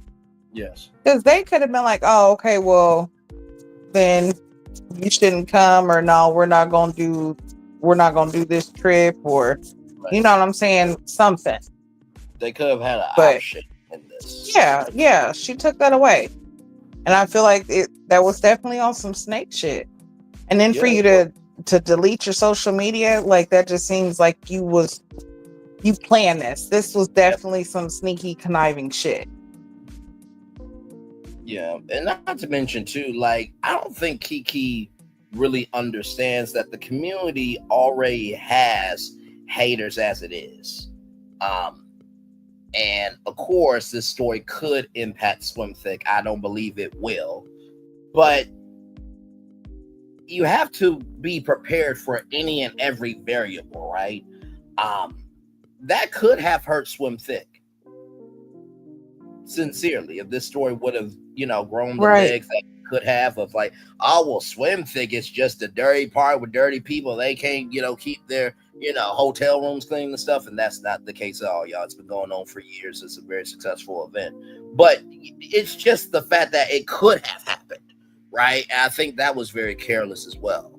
And then also to top off that, any other opportunities that she could have for thick modeling, or another show, or any type of business dealings, she's shooting herself in the foot because now you are showing that you're not reliable. You're showing that you don't get get along well with others. You're not dependable. You are definitely not to be trusted. Yeah. So she's just making it worse for herself. Opportunities that she could have, she's causing herself. She's self-sabotaging, honestly. This is a clear case of self-sabotage. And the way that you gave Jody her credit, even though this is not a win for Jody, I'm about to do something very crazy right now. This is making combative Jessica and Auntie Janelle, who said the executive producers of Ray Love are her enemies and her footstool, look like saints. That don't mean that y'all are saints, okay, you two? And congratulations to Janelle on your marriage, and hopefully you've evolved and grown and rose into the higher that's waiting for you. But you made them look better. That's hard to do.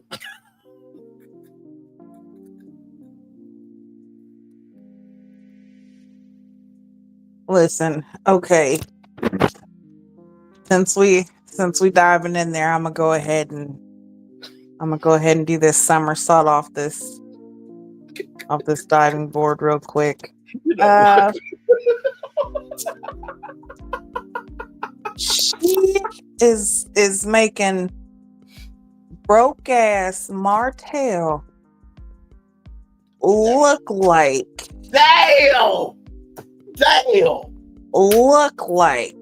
Damn. A finance major. You really of a cliff did you jump off of mentally to say that shit out your mouth right now? How high was the cliff? Oh very, very high. I'm telling you. Were you up there? Did you clutch your chest to make sure you had a pulse? And listen. I had to start off straight, and then I did a somersault. I had to tuck and roll. I had to make sure that I guarded my head and my heart because I didn't know how hard I was gonna splash, but I had to. Oh my god! Yeah. I mean, it was dangerous. It was dangerous that we got to give other people who have done. I mean, listen, saying out loud on social media that the executive producers of the show that you were on are the enemies. Are enemies to you, and they are your footstool. You can never come back from that to me. Hold on, listen. I'm about to take it a step further. Keke is making. Oh gosh. Dusty Destiny look like a boss chick, even though she didn't have not a strand of weave in her hair salon. Her hair store. That is sad. You know, wait a minute. I'm getting a call coming in. Well, hello everyone. You know, I know that food was not. Well, actually, food was talked about. You know, and I love Jack in the Box, and let me tell you, there's a Jack in my box, and Auntie really eats her Big Jack hamburgers very often. Hello everybody, it's Maurice. Gigi, is lovely to see you.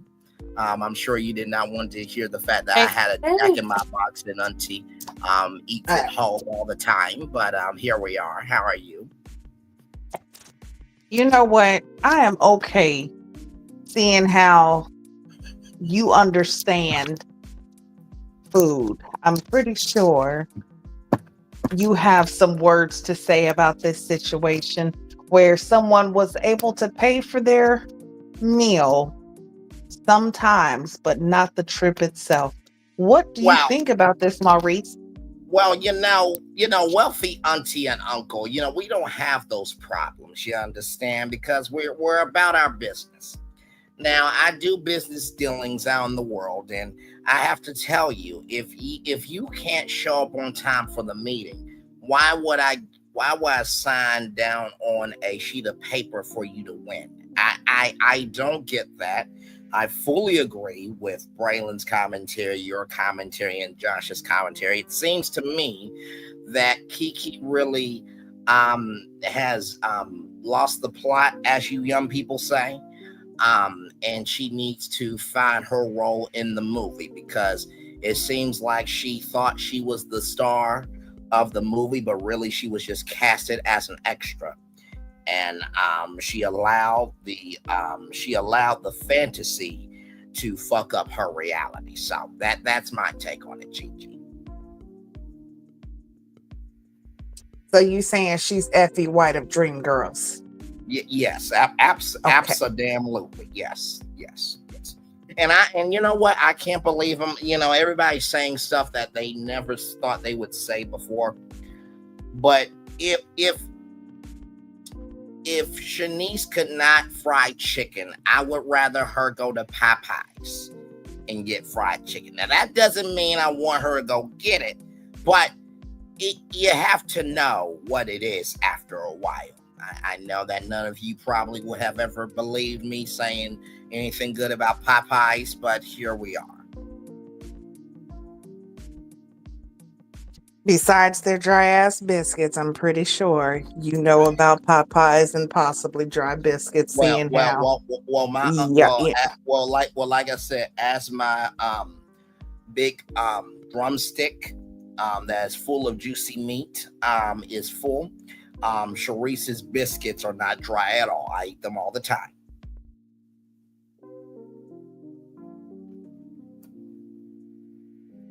Bye, Maurice. Bye. You know what? Bye.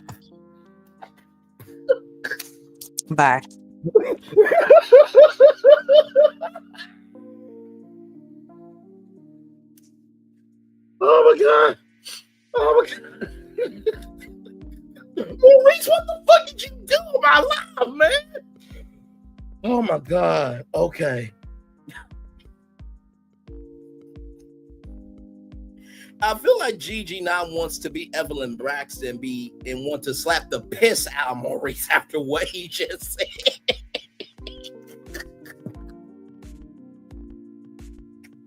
Oh my god. No, just you and Sharice, just go get you some more Fendi slippers.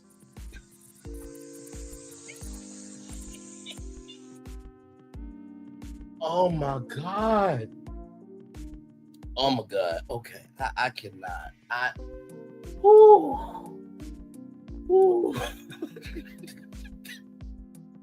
Okay, let me ask you this. Out of all your interactions with Maurice, was that the peak of your Maurice interactions? Like, and you've had a lot of interactions with Maurice. And by the way, for those of you who don't know, Maurice was from Ready to Love, Make a Move.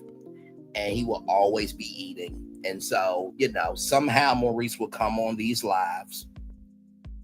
And did we mention this show is unscripted, by the way? We don't know what's going to come out of our mouths at all. So in all of your interactions, Gigi, where does that rank for you? That's probably like 3.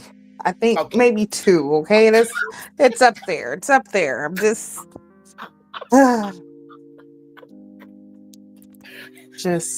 Maurice. Hey, baby, you want some pop? No, I don't want no damn Popeyes. What the fuck wrong with you?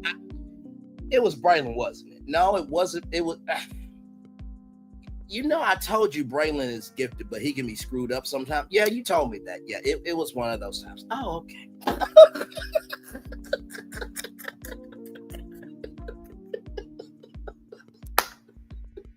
Sick of this shit. About to take a 5-month hiatus. I'm sick of it. I'm taking it.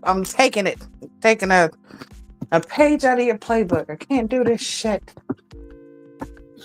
Oh my god. Oh my god. I can't. I don't know if I have a soul after that. Like, when I tell y'all real content creators create content, and when I tell you me and Gigi do not rehearse none of this shit, and when I tell y'all we cover it as y'all are seeing it, we don't play about our shit over here. Damn it. hell. When I told Gigi the title of this live, and when she read the thumbnail, Gigi, tell the people what your thoughts were on the title and the thumbnail. Listen, I've learned to just stop thinking about the shit because I'm like, you know what? I'm already disheveled because of what's going on, and then you want to come in with thumbnails. Just okay. All right. Forget thumbnails. He got a whole fist just. Jesus. Oh my God.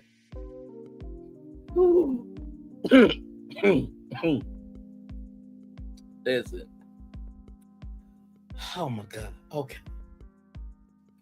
Are we going to be mentally prepared for Saturday? Because this was a lot today. Listen, it definitely was. That's why I'm about to hop off here because I'm like, listen, I'm about to cook dinner and think about something else because this is just crazy. This is not about to take over my life. I am, this is nuts. I'm waiting to see Keke come and say something, but I really doubt she will. I really doubt she'll say anything. Listen, I think after that live and after how we took it, and listen, for the record, y'all, we did have a mature, intelligent conversation.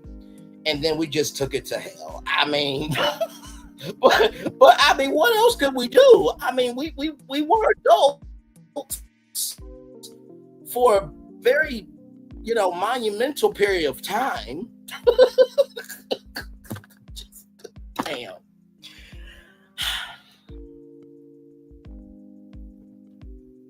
Child. I feel like the whole conversation was very adult, and if you don't think it is, then maybe you just too young to understand what the fuck we're talking about. That part right there. Because definitely was. This one was a good one. And to Melanie, Rain, Tati, and Jay, if you're looking for it on YouTube, it's already on YouTube. Okay.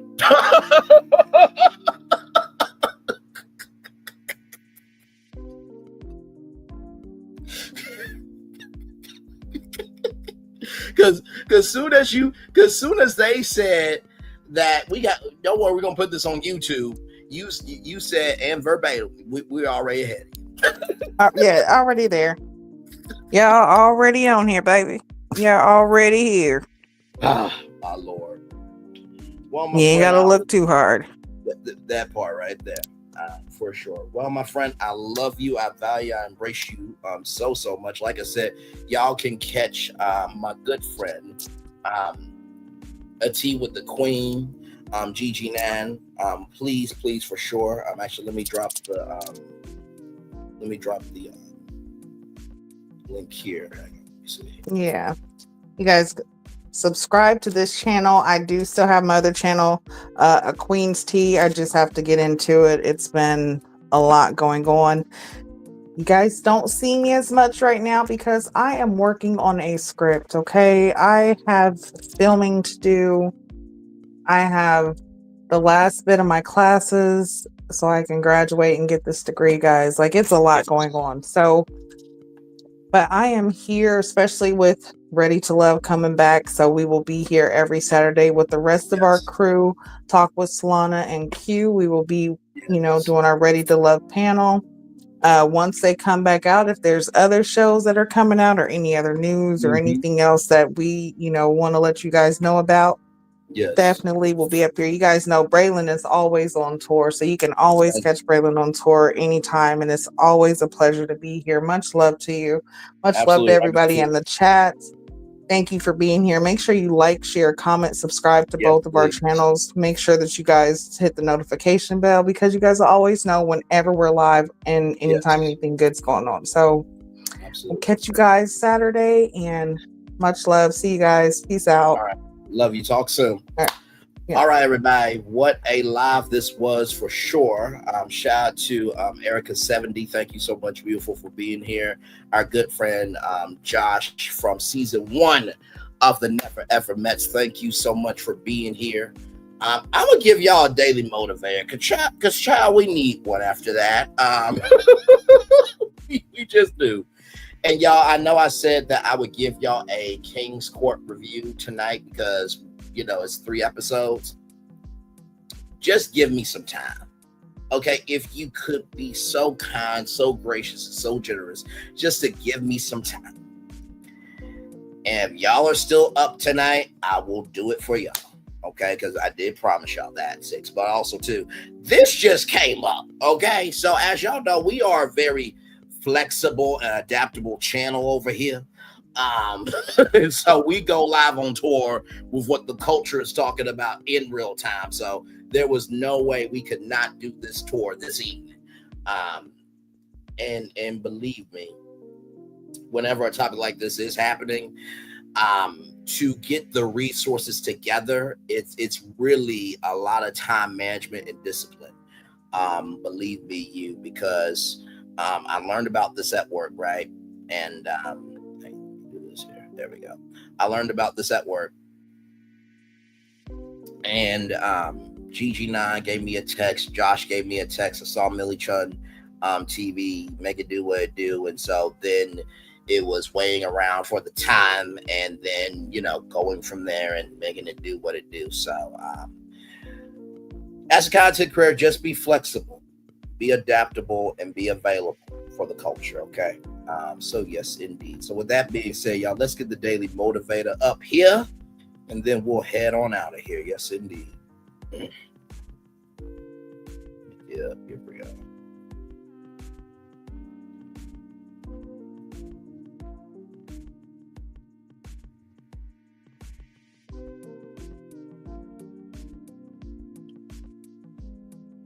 Okay, come on,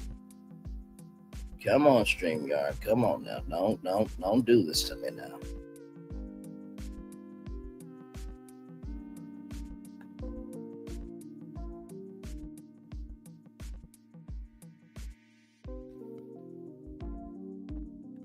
Share screen.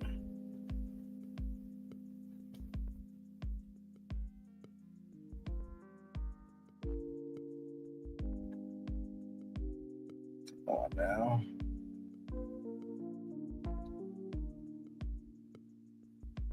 There we go. Okay. All right, y'all. Let's do this thing. Child, we have committed the golden rule to memory. Now let's commit it to life. Edwin Markham, do unto others as they have done unto you. Okay, so that is the golden rule. With that being said, let's make it do what it do with the daily motivator, everybody. It's time for a day motivator for Thursday, July 31st, 2025.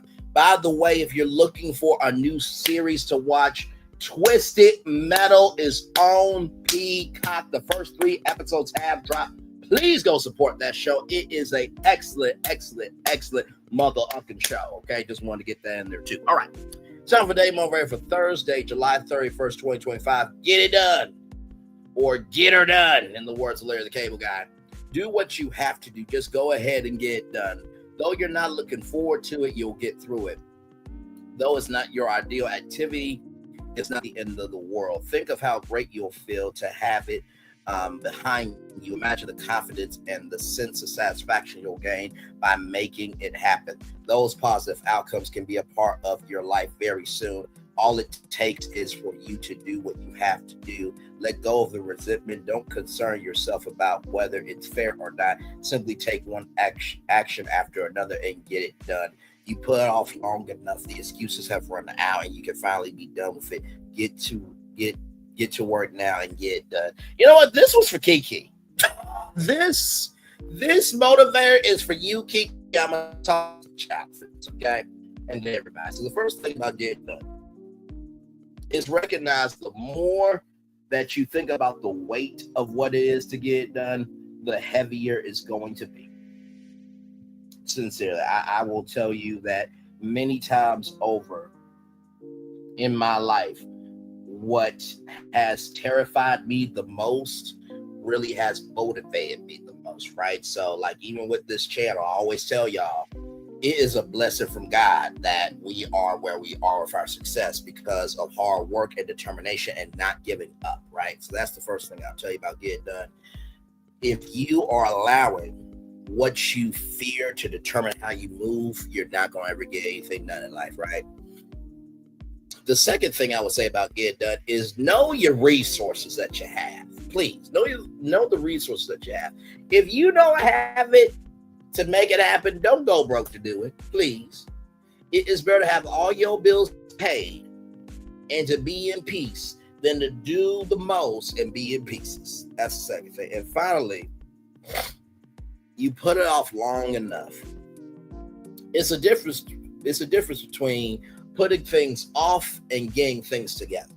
As long as you are getting things together to help you get to your destination, you will always be able to get it done. But if you're just putting it off because you don't want to get it done, you're only hindering yourself. And with that being said, everybody, it's time for the best outro on YouTube. Child, know what you do and do what you know. Never say you want more special because you are always one of us. And trust you may not be where you want to be, but by the end of it, you'll be where you need to be. Do what you've been chosen to do. Wise one thing to call yourself. It's another thing to be chosen. One love, much love, all love. I have spent time with you. You have spent time with me. And hopefully by spending time together, we'll ride some great together. And always remember what you're doing. Radio, television, YouTube, living your best life. A child, maybe just recognize it. Maybe sometimes it's just better to stay in the house. Make sure the replay is not just right for you to watch it, not just right for you to listen to it, but if you want to experience it again. We love you, we value, we embrace you all. Always remember, see love, you gotta give it, see love, you gotta give it, see love, you gotta give it. Wherever obstacles you have overcome, wherever success you have achieved upon this particular day, we are extremely proud of you, but no one else is proud of you. Be proud of your damn self. And finally, y'all, listen.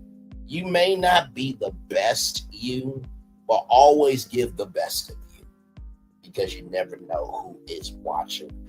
Commercial break and fireworks coming your way for the day. That was the day that's coming for the blessed on the way for you and all of us as a society, as people, as culture. We feel the love and send back to y'all. Give me some time for King's Court, okay? Just please, thank you and much love to you. Just give me some time. All right, I'll see you guys soon. Bye-bye. Love y'all. Bye-bye. I thought I should tell you they've been talking about you. Yeah, they've been talking about you. They've been talking about the fact that they've done everything they could to stop you and everything they could to block you, but you still win. They've been talking about the fact that they have undermined your success and they have tried to sabotage your seasons, but you keep winning. They've been talking about the fact that even though they don't like each other, they get together to try to kill you, but you keep winning. They've been talking about the fact that you were voted least likely to succeed, but like cream, you keep rising to the top. They've been talking about how they tried to burn your world down, but like the phoenix, you rose from the ashes. They've been talking about you. And you know what they say? Oh, she's just lucky. He's just lucky. But no, you ain't lucky. You're anointed. You got something on you. You got favor on you. You got power on you. You were born to win. Now they can call it luck, but it's grace. They can call it luck, but it's favor. But whatever they call it, it doesn't matter because you know what God calls you? Do you know what God calls you? A winner. I thought I should tell you they've been talking about you. Yeah, they've been talking about you. They've been talking about the fact that they've done everything they could to stop you and everything they could to block you, but you still win. They've been talking about the fact that they have undermined your success and they have tried to sabotage your seasons, but you keep winning. They've been talking about the fact that even though they don't like each other, they get together to try to kill you, but you keep winning. They've been talking about the fact that you were voted least likely to succeed, but like cream, you keep rising to the top. They've been talking about how they tried to burn your world down, but like the phoenix, you rose from the ashes. They've been talking about you. And you know what they say? Oh, she's just lucky. He's just lucky. But no, you ain't lucky. You're anointed. You got something on you. You got favor on you. You got power on you. You were born to win. Now, they can call it luck, but it's grace. They can call it luck, but it's favor. But whatever they call it, it doesn't matter, because you know what God calls you? Do you know what God calls you? A winner. I thought I should tell you, they've been talking about you. Yeah, they've been talking about you. They've been talking about the fact that they've done everything they could to stop you and everything they could to block you, but you still win. They've been talking about the fact that they have undermined your success and they have tried to sabotage your seasons, but you keep winning. They've been talking about the fact that even though they don't like each other, they get together to try to kill you, but you keep winning. They've been talking about the fact that you were voted least likely to succeed, but like cream, you keep rising to the top. They've been talking about how they tried to burn your world down, but like the phoenix, you rose from the ashes. They've been talking about you. And you know what they say? Oh, she's just lucky. He's just lucky. But no, you ain't lucky. You're anointed. You got something on you. You got favor on you. You got power on you. You were born to win. Now, they can call it luck, but it's grace. They can call it luck, but it's favor. But whatever they call it, it doesn't matter, because you know what God calls you? Do you know what God calls you? A winner. I thought I should tell you. Good evening. My name is Mark Woodbury.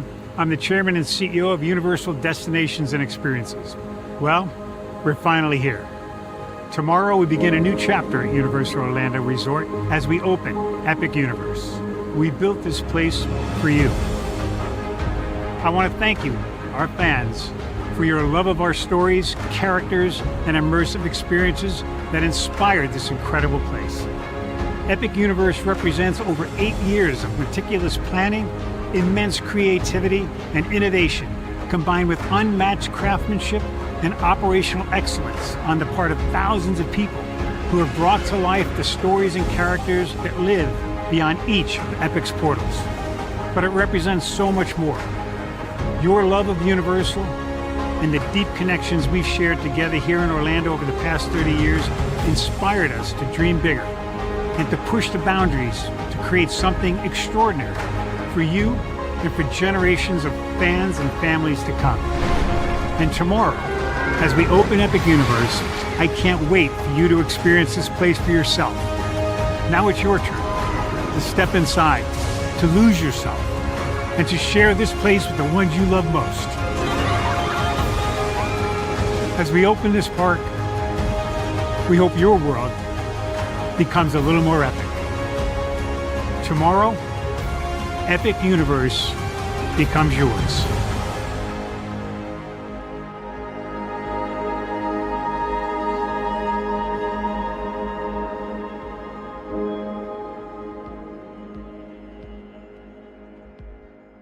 Introducing the greatest escape in the Caribbean, the island you've been waiting for. Welcome to the Great Life on Great Stirrup Cay. This is the greatest pool you've ever seen life, 28,000 square feet of it, and the epic water park life. It's where you can truly experience the whoa life and the floating through paradise life. It's time to escape to a mind-blowing, sky-high tower of water slides and the Here We Go life. Escape to the one more please wherever you please life and kick it into high gear. Escape to where you can kick back and relax.